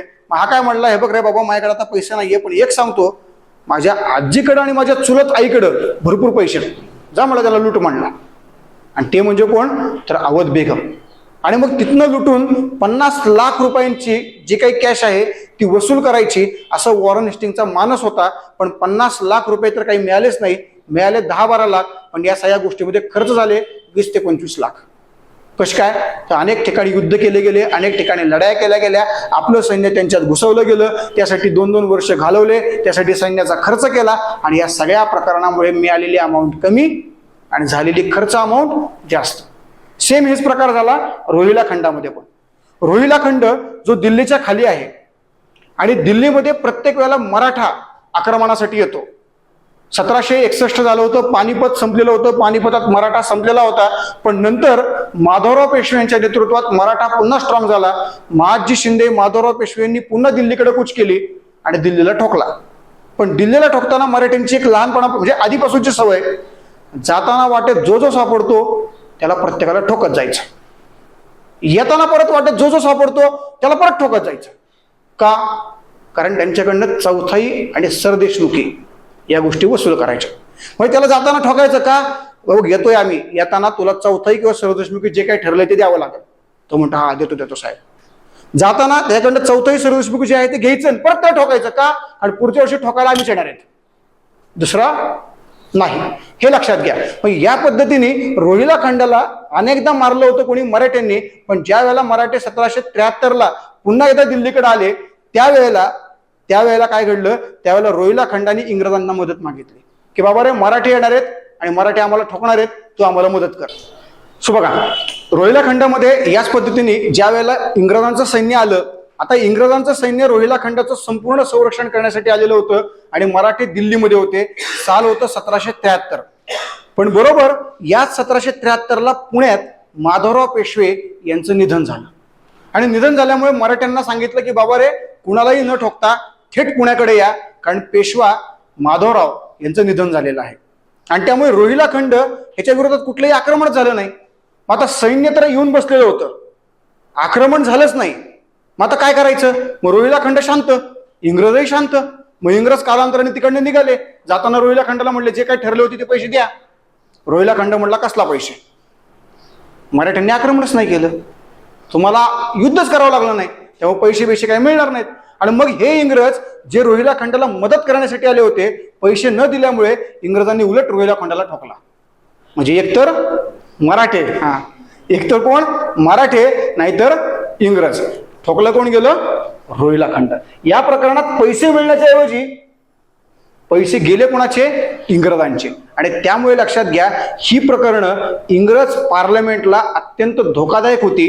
पण तरी देखील भारतामधली इंग्रजांची सत्ता वाढतीये म्हणून वॉरन हेस्टिंग्जला त्याच जागेवर ठेवलेलं होतं.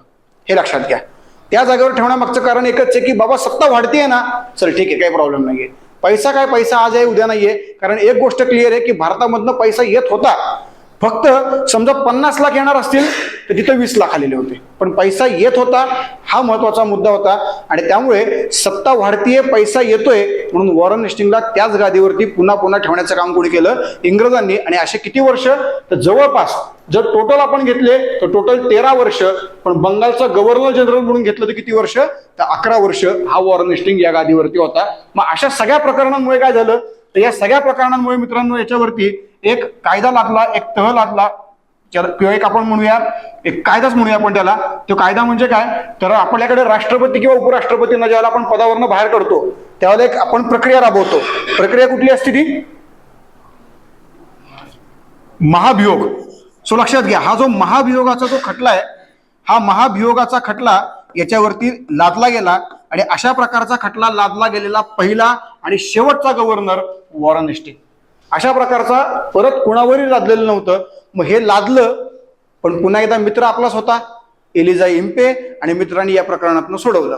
पण अशा प्रकारचा खटला लादलेला एकमेव गव्हर्नर जनरल, उत्तर काय असणार आहे, वॉरन हेस्टिंग्ज. महाभियोगाचा खटला कोणामुळे, तर या 3 प्रकरणांमुळे. सो हे काम झालं वॉरन हेस्टिंग्जचं. वॉरन हेस्टिंग्जच्या बाबतीत आणखी काही सांगायचं म्हटलं तर लक्षात घ्या, हा एक असा व्यक्ती की याच्या कार्यकाळामध्ये 2 कायदे आलेले होते. एकमेव गव्हर्नर ज्याच्या कार्यकाळात 2 कायदे आले होते. एक कायदा होता 1773 नियंत्रण कायदा, दुसरा होता 1784 पिट्स इंडिया ऍक्ट. हा एक असा व्यक्ती, असा गव्हर्नर की ज्या गव्हर्नरनी आपल्या पदाचा राजीनामा दिलेला होता. सो पदाचा राजीनामा देऊन पद रिक्त करणारा हा काय होता, हा होता पहिला गव्हर्नर. हे लक्षात घ्या, पहिला गव्हर्नर जनरल. आता पदाचा राजीनामा का दिला होता, इतके वर्ष पद उपभोगायला दिलं तरी पण पदाचा राजीनामा का दिला, कारण 1784च्या पिट्स इंडिया ऍक्ट मधल्या काही तरतुदी याला पटल्या नाही. हा म्हणाला जर हा कायदा येणार असेल तर मी पदावर राहणार नाही. ते म्हणले निघ, मग निघालं. आणि निघण्यासाठी पदाचा काय दिला, राजीनामा. त्यामुळे राजीनामा देऊन पद रिक्त करणारा पहिला व्यक्ती कोण आहे, तर तो पहिला व्यक्ती वॉरन हेस्टिंग्ज. महाभियोगाचा खटला चालवला गेलेला पहिला आणि शेवटचा गव्हर्नर कोण आहे, तर वॉरन हेस्टिंग्ज. सो या प्रकारची कामं वॉरन हेस्टिंग्जची आहेत.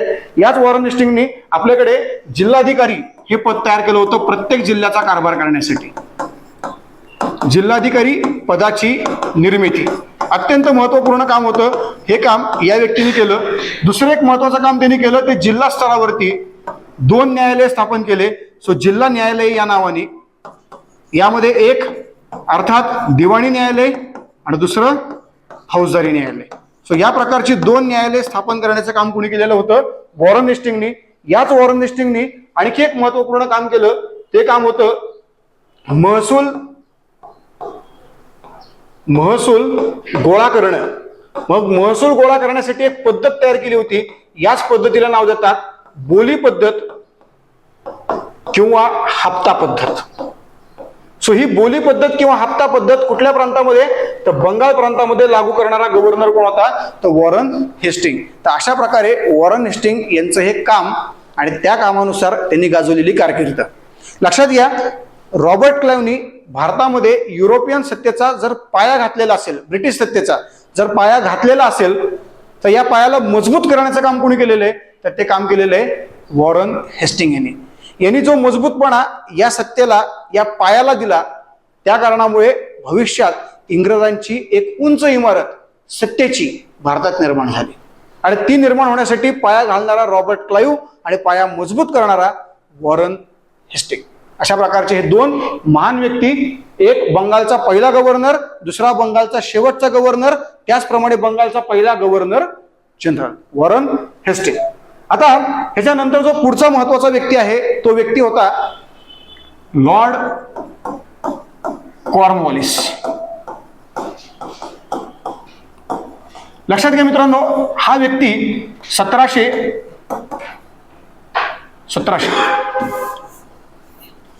हा जो व्यक्ती मित्रांनो, हा व्यक्ती 1800 कुठे येते सारखं 1786 ते 1793 या कार्यकाळामध्ये काम करत होता.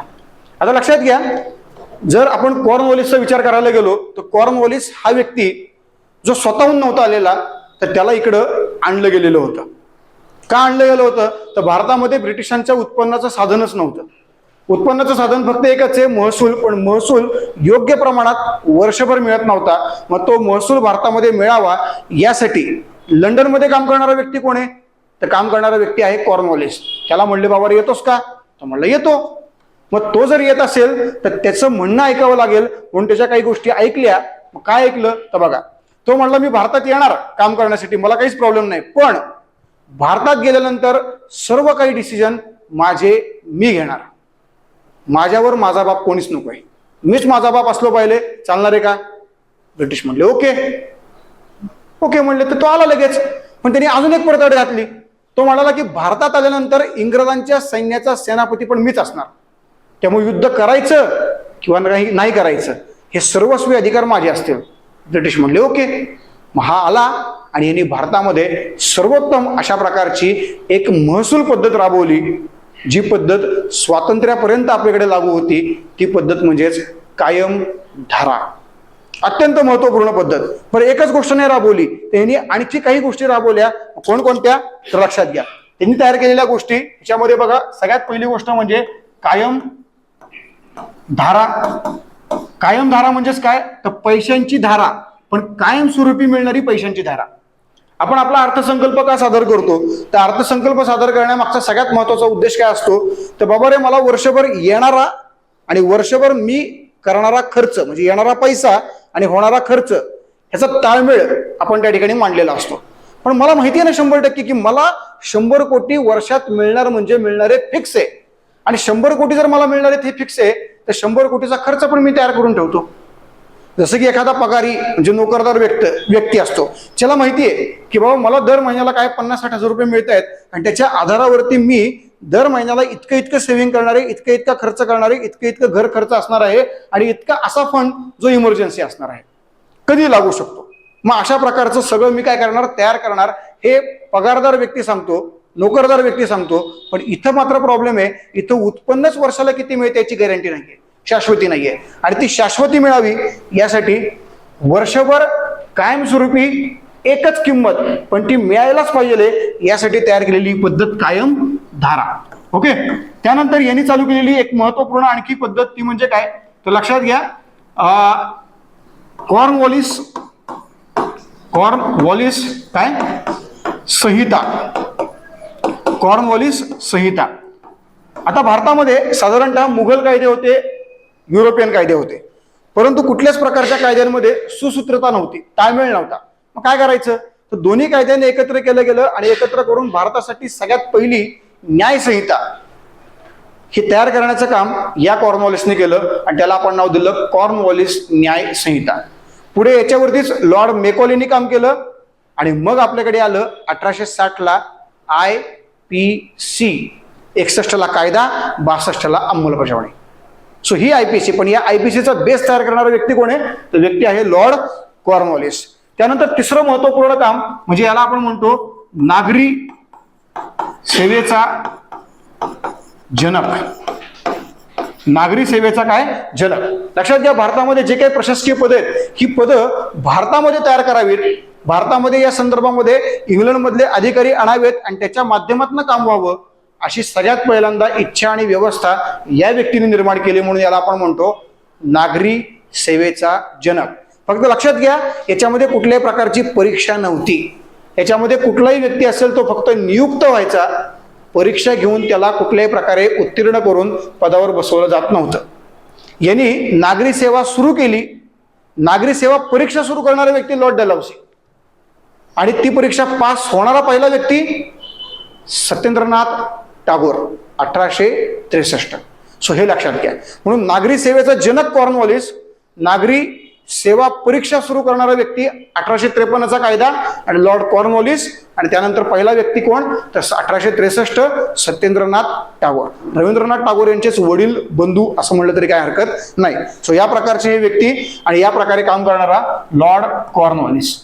हा कॉर्नवॉलिस 86 ते 93 आपल्याकडे काम करत होता आणि या काळात काम करताना त्याला इतकं आवडलं की यांनी मनाशी पण केला, बाबा रे जगीन तर भारतात आणि मरावं असं वाटलं तरी पण भारतातच. या वेळेला जगायला आला होता, नंतर मरायला आला बिचारा. बघा हा नंतर परत भारतामध्ये आला होता 1805ला गव्हर्नर म्हणून. 1805ला गव्हर्नर म्हणून आला, इथं आला, इथलं पाणी पिला आणि इथलं पाणी पिल्यानंतर त्याला झाला कॉलरा आणि कॉलरा झाल्यानंतर तो इथंच मेला. त्यामुळे भारतामध्ये गव्हर्नर पदावर असताना मेलेला पहिला आणि आजारी पडून मेलेला पहिला आणि शेवटचा कॉर्नवॉलिस. कधी मेला तर 1805ला मेला. सो अशा प्रकारचा हा व्यक्ती लॉर्ड कॉर्नवॉलिस 1786 ते 1793 या कालावधीमध्ये आपल्याकडे काय होता मित्रांनो तर कार्यरत होता. सो या पद्धतीने हिने केलेली 3 महत्वपूर्ण कामं, कायमधारा, कॉर्नवॉलिस संहिता, त्याचप्रमाणे नागरी सेवेचा जनक, ही 3 महत्वपूर्ण कामं याच्या काळातली. याच्यावरती आपल्याला प्रश्न 100% असतो कायमधारा. आणि यासाठीच आता आपल्याला पाहायचंय तो पुढचा महत्वाचा मुद्दा, तो काय तर भारतामधल्या जमीन महसूल सुधारणा पद्धती. भारतामध्ये कॉर्नवॉलिस यांनी जमीन महसूल यासाठी कायमधारा पद्धत चालू केली, पण याच प्रकारे अजून किती पद्धती होत्या त्याचा एक थोडक्यात अभ्यास आपल्याला याच्यात करायचा आहे. कारण याच्यावरती आपल्याला पेपरला प्रश्न असतात. राज्यसेवेला अनेकदा याच्यावरती प्रश्न विचारला गेलेला आहे. त्यामुळे लक्षात घ्या, त्यातल्या काही महत्वपूर्ण पद्धती आपण शिकणार आहोत. त्यातली पहिली कायमधारा, दुसरी रयतवारी, तिसरी मौजेवारी म्हणजेच इंदापूर पॅटर्न, आणि चौथी शेवटची महालवारी. आता ह्याच्या काही पद्धती आहेत, तर या पद्धतींना शिकण्यासाठी काही महत्वाचे मुद्दे. त्याच्यामध्ये पहिल्यांदा असणारे गव्हर्नर जनरल, जनक, सुरुवात, प्रदेश, क्षेत्र, भू स्वामी, भू दास, कर, संग्राहक, वैशिष्ट्य आणि शेवट. सो लक्षात घ्या, गव्हर्नर नेमका मग त्या काळात गव्हर्नर कोण होता की ज्या काळात ही पद्धत सुरू झाली त्या काळामध्ये नेमकं जनक कोण होता. आता जनक म्हणजे काय असतं, समजा आपण असं म्हणलं की बाबा रे प्रधानमंत्री नरेंद्र मोदी यांनी आपल्याकडे नोटबंदी केली. आपण नोटबंदी प्रधानमंत्री मोदींनी केली तर त्यांनी तो निर्णय घेतला, पण नोटबंदी करा असं सांगणारा कोणीतरी अधिकारी असणार आहे 100%. मोदींना काय सगळ्यातलं सगळं कळतं का? सर्जिकल स्ट्राईक काय करतायत, हे काय करतायत, ते काय करतायत, तिकडे 370 काय रद्द केले, सगळंच केलं. आता मोदींना सगळ्यातलं सगळं जर कळलं असतं तर मोदी किती मोठी UPSC परीक्षा म्हणजे पहिल्या रँकनी परीक्षा पास, पहिल्या नाही म्हणजे सगळ्यात हाय स्कोरनी झाली असते परीक्षा पास. लक्षात घ्या, ते फक्त प्रधानमंत्री आहेत आणि फक्त प्रधानमंत्री असे आहेत की जे सगळ्या प्रकारातले निर्णय घेऊ शकतात. जागतिक स्तरावरती अशा प्रकारे कुणी त्यांच्यावर दडपण टाकू शकत नाही. अशा प्रकारचे निर्णय ते घेऊ शकतात हे त्यांनी दाखवलं फक्त करून. ओके, पण ऍक्च्युअल या ठिकाणी निर्णय घेणारा किंवा आतमध्ये काम करणारा एक अधिकारी असतो आणि तो अधिकारी कुणीतरी IAS IPS अशाच प्रकारचा व्यक्ती असतो किंवा सचिव पदाचा व्यक्ती. मग तो निर्णय ऍक्च्युअल त्याची अंमलबजावणी करणं किंवा त्या संदर्भात सगळं वर्कआउट करणं, प्लॅन करणं हे करणारा कोणीतरी एक व्यक्ती त्याचा जनक. पण तो कार्यकाल कोणाचा तर मोदींचा, म्हणून केलं कोणी तर मोदींनी. तसं मोदी म्हणजेच काय तर बाबा रे गव्हर्नर, आणि जनक म्हणजे कोणीतरी एक व्यक्ती आणि मग तो व्यक्ती त्या व्यक्तीने केलेले हे काम. जसं की आता आपल्याकडे एक योजना आली होती बघा मध्ये, जुनी होती योजना, माझ्या मते अटल बिहारींच्या काळातली वगैरे जी योजना असेल ती मिड डे मील योजना, माध्यान्ह भोजन योजना. शाळेत पोरच येत नाहीत, मग पोरांना शाळेत बोलवायचं. कसं बोलवायचं? त्याच्या घरी जाऊन सांगायचं, बाबा रे तुझं पोरग जर आमच्या शाळेत आलं ना त्याला खायला प्यायला मिळेल बरं का, त्याला अंडी मिळेल, त्याला दूध मिळेल, त्याला हे मिळेल, त्याला ते मिळेल.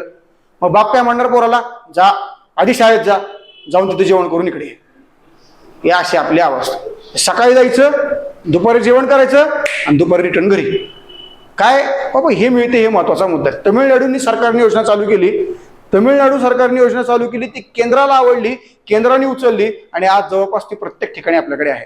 ठीक आहे. सो लक्षात घ्या, आपल्याकडे अशा पद्धतीने एक कोणीतरी जनक असतो आणि दुसरा तो काय करतो, तर तो वर्कआउट करण्याचं काम करतो किंवा तो निर्णय घेण्याचं काम करतो. तशा पद्धतीने इथं जनक कोणीतरी एक अधिकारी आहे आणि तो ज्या काळात झालं तो गव्हर्नर. आता तो गव्हर्नर बघा समजून घ्या, कायम दरामध्ये मगाशीच बघितलं त्याप्रमाणे कोण, कॉर्नवॉलिस. रयतवारी प्रथा कोणाच्या काळात आली, तर ती लॉर्ड हेस्टिंग यांच्या काळात आली. लॉर्ड हेस्टिंग बघा, वॉरन हेस्टिंग हा वेगळा व्यक्ती आहे, लॉर्ड हेस्टिंग हा वेगळा व्यक्ती आहे. मौजेवारी लॉर्ड हेस्टिंग यांच्याच काळात आली. महालवारी प्रथा आली लॉर्ड बेंटिक यांच्या काळात.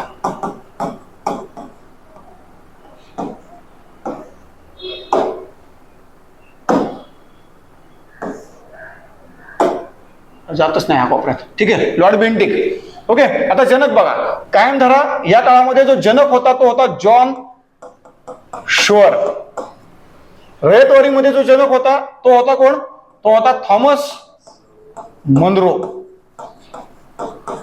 इथं होता तो होता लॉर्ड एल्फिस्टन. इथं होता तो होता मार्टिन बर्ड. आता सुरुवात इथं बघा, सुरुवात झाली 1790ला, 1793ला, 90ला झाली 10 वर्षांसाठी प्रायोगिक तत्वावर ज्याला आपण म्हणतो, आणि आवडली आणि त्यामुळे 93 पासून केली कायमस्वरूपी. हे 1820, हे 1818, हे जे झालं ते 1830. ओके. त्यानंतर बघा आता प्रदेश म्हणजे काय, एखादा प्रांत, कुठल्या प्रांतात चालू केली. आता बघा, कायमधारा पद्धत चालू केली बंगाल. रयतवारी प्रथा मूळतः चालू केली मद्रासमध्ये 1820ला आणि मुंबईमध्ये ही प्रथा चालू केली 1828ला. हे लक्षात घ्या. मौजेवारी 1818ला चालू केली मुंबईमध्ये. ओके. पण 1818 ते किती, 28 मौजेवारी मुंबईत होती, हे लक्षात घ्या.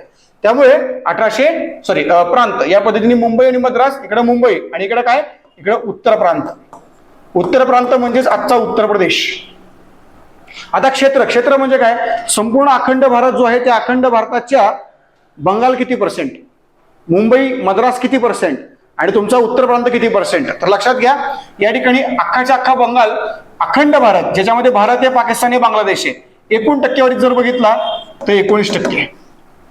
इथं मुंबई पण घ्यायचा, मद्रास पण घ्यायचा, कारण मुंबई मद्रासला रयतवारी आहे, त्यामुळे इथं 51%. इथं डॅश करा, इथे काही घ्यायची गरज नाही, कारण हे फक्त 10 वर्ष होतं. उगाच चालू करायचं म्हणजे चालू केलं होतं आणि फक्त ते एल्फिस्टनची इच्छा होती म्हणून. एल्फिस्टन गेला, ही पण पद्धत संपली. त्यामुळे लक्षात घ्या, फक्त त्या एका व्यक्तीची इच्छा म्हणून हे चालू केलेलं होतं. डॅश. त्यानंतर महालवारी 30%. सो 30, 51, 19. आता भूस्वामी म्हणजे काय, तर जमिनीचा ऍक्च्युअल मालक कोण आहे, तर इथं जमिनीचा मालक आहे जमीनदार. रयतवारी आहे, इथं मात्र प्रॉपर शेतकरीच मालक असणार आहे. इथं देखील मालक कोण असणार आहे, प्रॉपर शेतकरीच. इथं मात्र मालक कोण आहे, तर इथं मात्र मालक आहे ग्राम प्रशासन. लक्षात घ्या, महाल म्हणजे काय, तर महाल याचा अर्थ उत्तर भारतामध्ये गाव, गावानुसार महालवारी. महाराष्ट्रामध्ये मौजे म्हणजे गाव, गावानुसार म्हणून मौजेवारी. आणि पुणे जिल्ह्यातल्या इंदापूरमध्ये सगळ्यात पहिल्यांदा ही चालू केली म्हणून इंदापूर पॅटर्न. ओके. रयतवारी म्हणजे रयत एक शेतकरी आणि शेतकऱ्याच्या मालकीची जमीन आणि त्याच्याकडनं डायरेक्ट वसूल करायचं कर म्हणून रयतवारी. अशा प्रकारची नाव आहे. गावातनं वसूल करणं मौजेवारी, गावातनंच वसूल करणं उत्तर भारतात महालवारी आणि डायरेक्ट शेतकऱ्याकडनं वसूल करणं रयतवारी. हे लक्षात घ्या. सो या पद्धतीने भूदास, इथं भूदास काय कुठेही जावं, भूदास एकच असतो, शेतकरीच म्हणजे शेती कसणारा.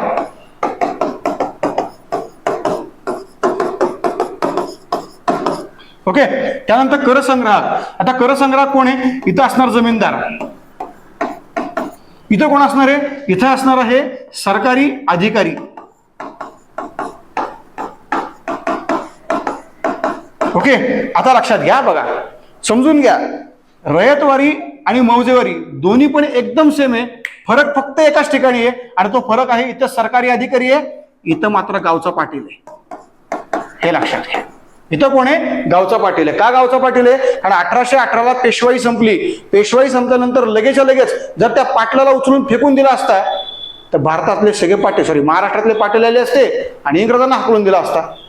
मग त्या पाटलांना आपल्या बाजूला वळवायचं. मग त्या पाटलांना काहीतरी काम द्या. काम काय दिलं गेलं? गावचा पाटील. आणि आपल्याकडे रुबाब असतोच. पांढरे स्वच्छ कपडे घालायचे, चहाच्या दुकानावर जाऊन बसायचं. मग हा जो रुबाब आहे तो रुबाब गाजवला पाहिजे. आणि का नको गाजवायला? कारण एवढी मोठी प्रॉपर्टी आहे, काय करायचंय मग? मग हा जो रुबाब आहे तो रुबाब गाजवण्यासाठी त्याला तो अधिकार द्या. जर तुम्ही तुमच्या एखाद्या राज्यामध्ये सत्ता स्थापन केलेली असेल आणि त्या राज्यातल्या एखाद्या महान गटाला, एखाद्या मोठ्या गटाला तुम्ही सत्तेच्या फळाला चाखायला दिलं किंवा फळाचं काय म्हणू आपण त्याला, फळ चाखण्यासाठी दिलं, तर ते फळ चाखण्यासाठी दिल्यानंतर तो गट तुमच्या विरोधामध्ये कधीच जात नसतो. ही गोष्ट 100% आहे. आणि त्यामुळे लक्षात घ्या, त्यामुळे कुठल्याही प्रकारे बघा, आता आपल्याकडे जर आपण विचार केला, थोडक्यात एक आरक्षण जर आपण एक संकल्पना पकडली, आपल्याकडे SC, ST, OBC, NT, VJNT वगैरे वगैरे सगळ्यांना आरक्षण मिळतं. पण आरक्षण मिळाल्यानंतर तुम्ही अधिकारी झालात तर तुमच्या मुलांना पुढे आरक्षण मिळणार आहे का? तर नाही मिळणार. हे लक्षात घ्या. कारण तुम्ही क्रिमी लेअर होणार त्यावेळेला. तुम्ही एका विशिष्ट क्लासच्या वर जाणार, मग तुम्ही बॅकवर्ड नाही आहेत. हे लक्षात घ्या. याचा अर्थ आपल्याकडे जे आरक्षण आहे ते आरक्षण कशाच्या आधारावर आहे? जातीच्या का पैशाच्या? थोडक्यात पैशाच्याच आधारावरती. कारण जर समजा जातीच्या आधारावर असेल तर मी जातीमधला आहे आणि मी आरक्षण घेऊन जर गेलो तर माझ्या मुलाला पण आरक्षण मिळायला काहीच प्रॉब्लेम नाही, कारण जातीनुसार आहे. पण मुळात जातीनुसार नाहीच आहे, ते कशानुसार आहे? पैशानुसार आहे. तुमच्या ज्यावेळेला उत्पन्नाचा स्तर वाढतो त्यावेळेला तुमचं आरक्षण रद्द होतं, जरी तुम्ही त्याच जातीतले असलात तरी देखील. हे लक्षात घ्या. मग याच पद्धतीच्या गोष्टी आहेत. आपण अशा एका गटामध्ये जाणार आहोत की ज्या ठिकाणी पाटील हा सगळ्यात उच्च आहे. आणि जर पाटील उच्च आहे, पाटील संख्या जास्त आहे, तर त्या गटाला, त्या समाजाला आणि त्या समाजातल्या लीडरला आपल्या जवळ घ्यायचं. लक्षात घ्या. समाजाला जवळ घ्या नाही तर घेऊ नका, तो महत्वाचा मुद्दा नाही, पण त्या लीडरला जवळ घ्या, जेणेकरून तुमच्या सत्तेला तो लीडर कधीच विरोध करत नाही. आणि लीडर विरोध करत नाही म्हणजेच लीडरच्या खाली असणारी जनता ती पण विरोध करत नाही. हे ठरलेली सिस्टम आहे. आणि त्यानुसार तो पाटील आणि त्या पाटलाला दिलेला तो अधिकार 10 वर्ष दिला. 10 वर्षानंतर म्हणले चला पाटील आता शांत बसा, तो तुमचा अधिकार संपला. मग कोण आलं? मग आलं परत रयतवारी. म्हणून लक्षात घ्या ही पद्धत आणि या पद्धतीमध्ये हा फरक. इकडं महालवारी, महालवारीमध्ये महाल म्हणून काय? ग्राम प्रशासन. ओके. आता वैशिष्ट्य ही पद्धत आहे ताठर. म्हणजे समजा पाऊस पडला, उत्पन्न जास्त आलं, कर जास्त, कर तेवढाच. पाऊस नाही पडला, दुष्काळ पडला, उत्पन्न आलंच नाही, काहीच उत्पन्न नाही आलं तरी कर भरायचाच आहे. म्हणजे कुठल्याही प्रकारे उत्पन्नावर आधारित कर अशी पद्धत नव्हती. विशिष्ट रक्कम सरकारला भरायची म्हणजे भरायचीच. उत्पन्न वाढू दे, कमी होऊ दे, अन्यथा न येऊ दे. त्यामुळे पद्धत कशी आहे? ताठर आहे. ही पद्धत मात्र लवचिक आहे, उत्पन्नावर आधारित कर आहे. ही पण पद्धत कशी आहे? लवचिक आहे, उत्पन्नावर आधारित कर आहे. आणि ही पद्धत पुन्हा एकदा कशी आहे? ताठर आहे. ताठर म्हणजेच काय? तुम्हाला ठराविक रक्कम सरकारकडे जमा करायची म्हणजे करायची. आणि मग शेवट, कायमधाराचा शेवट झाला 1955 ला. इथे 1856, इथे 1856 आणि इथे हे मौजेवारी 1828 आणि इथे 1856. सो या पद्धतीने मित्रांनो आपल्याकडे 4 अत्यंत महत्वपूर्ण अशा जमीन महसुलाच्या पद्धती. आणि त्यातल्या अत्यंत महत्वपूर्ण 4 पद्धती, ज्या 4 पद्धती आपल्या 3 पद्धती ज्या आपल्याकडच्या 3 महत्वपूर्ण प्रांतांमध्ये लागू होत्या. एक मुंबई मद्रासमध्ये रयतवारी, उत्तर प्रांतामध्ये महालवारी आणि बंगाल प्रांतामध्ये कायमधारा. सो यावरती आपल्याला प्रश्न येऊ शकतो. लक्षात घ्या, मार्टिन बर्ड हा जो व्यक्ती आहे, या व्यक्तीचा उल्लेख प्रधानमंत्री मोदींनी केलेला होता एका भाषणात. आणि त्यांच्या त्या उल्लेखावरून आपल्याला UPSCला त्याचप्रमाणे राज्यसेवेला प्रश्न आलेला होता. म्हणून मार्टिन बर्ड खूप महत्वाचा आहे. प्रधानमंत्री काय म्हणाले होते एकदा? ते म्हणाले होते की भारतामध्ये सगळ्यात पहिल्यांदा जमिनीचं मोजमाप कुणी केलं होतं? तर अकबराच्या काळात केलेलं होतं. नवरत्नांपैकी एक रत्न राजा तोरडमल साहब यांनी. हे सगळ्यात पहिलं मोजमाप होतं. इंग्रजांच्या काळात सगळ्यात पहिल्यांदा मोजमाप कुणी केलं, तर या व्यक्तीने नाव काय आहे, मार्टिन बर्ड. ओके, मग हे उच्चार ज्यावेळेला मोदींनी केला त्यावेळेला प्रश्न तो आलेला होता. म्हणजेच लक्षात घ्या, तुमचा प्रमुख काय उच्चार करतो याच्या आधारावरती तुमचे युपीएससी आणि एमपीएससीचे प्रश्न ठरलेले असतात. म्हणून त्याच्याकडेही लक्ष द्या, जेणेकरून त्याच्यावरती काही इतिहास, भूगोल, राज्यशास्त्र, अर्थशास्त्र असेल तर ते आपल्याला त्यातनं काय होणार आहे, लक्षात येणार आहे. तर या पद्धतीच्या या गोष्टी जमीन महसुलासंदर्भातल्या किंवा आपल्याकडच्या जमीन महसुलाच्या किंवा जमीन उत्पादनाच्या, इंग्रजांच्या उत्पादनाच्या साधनांच्या वेगवेगळ्या पद्धती. ओके.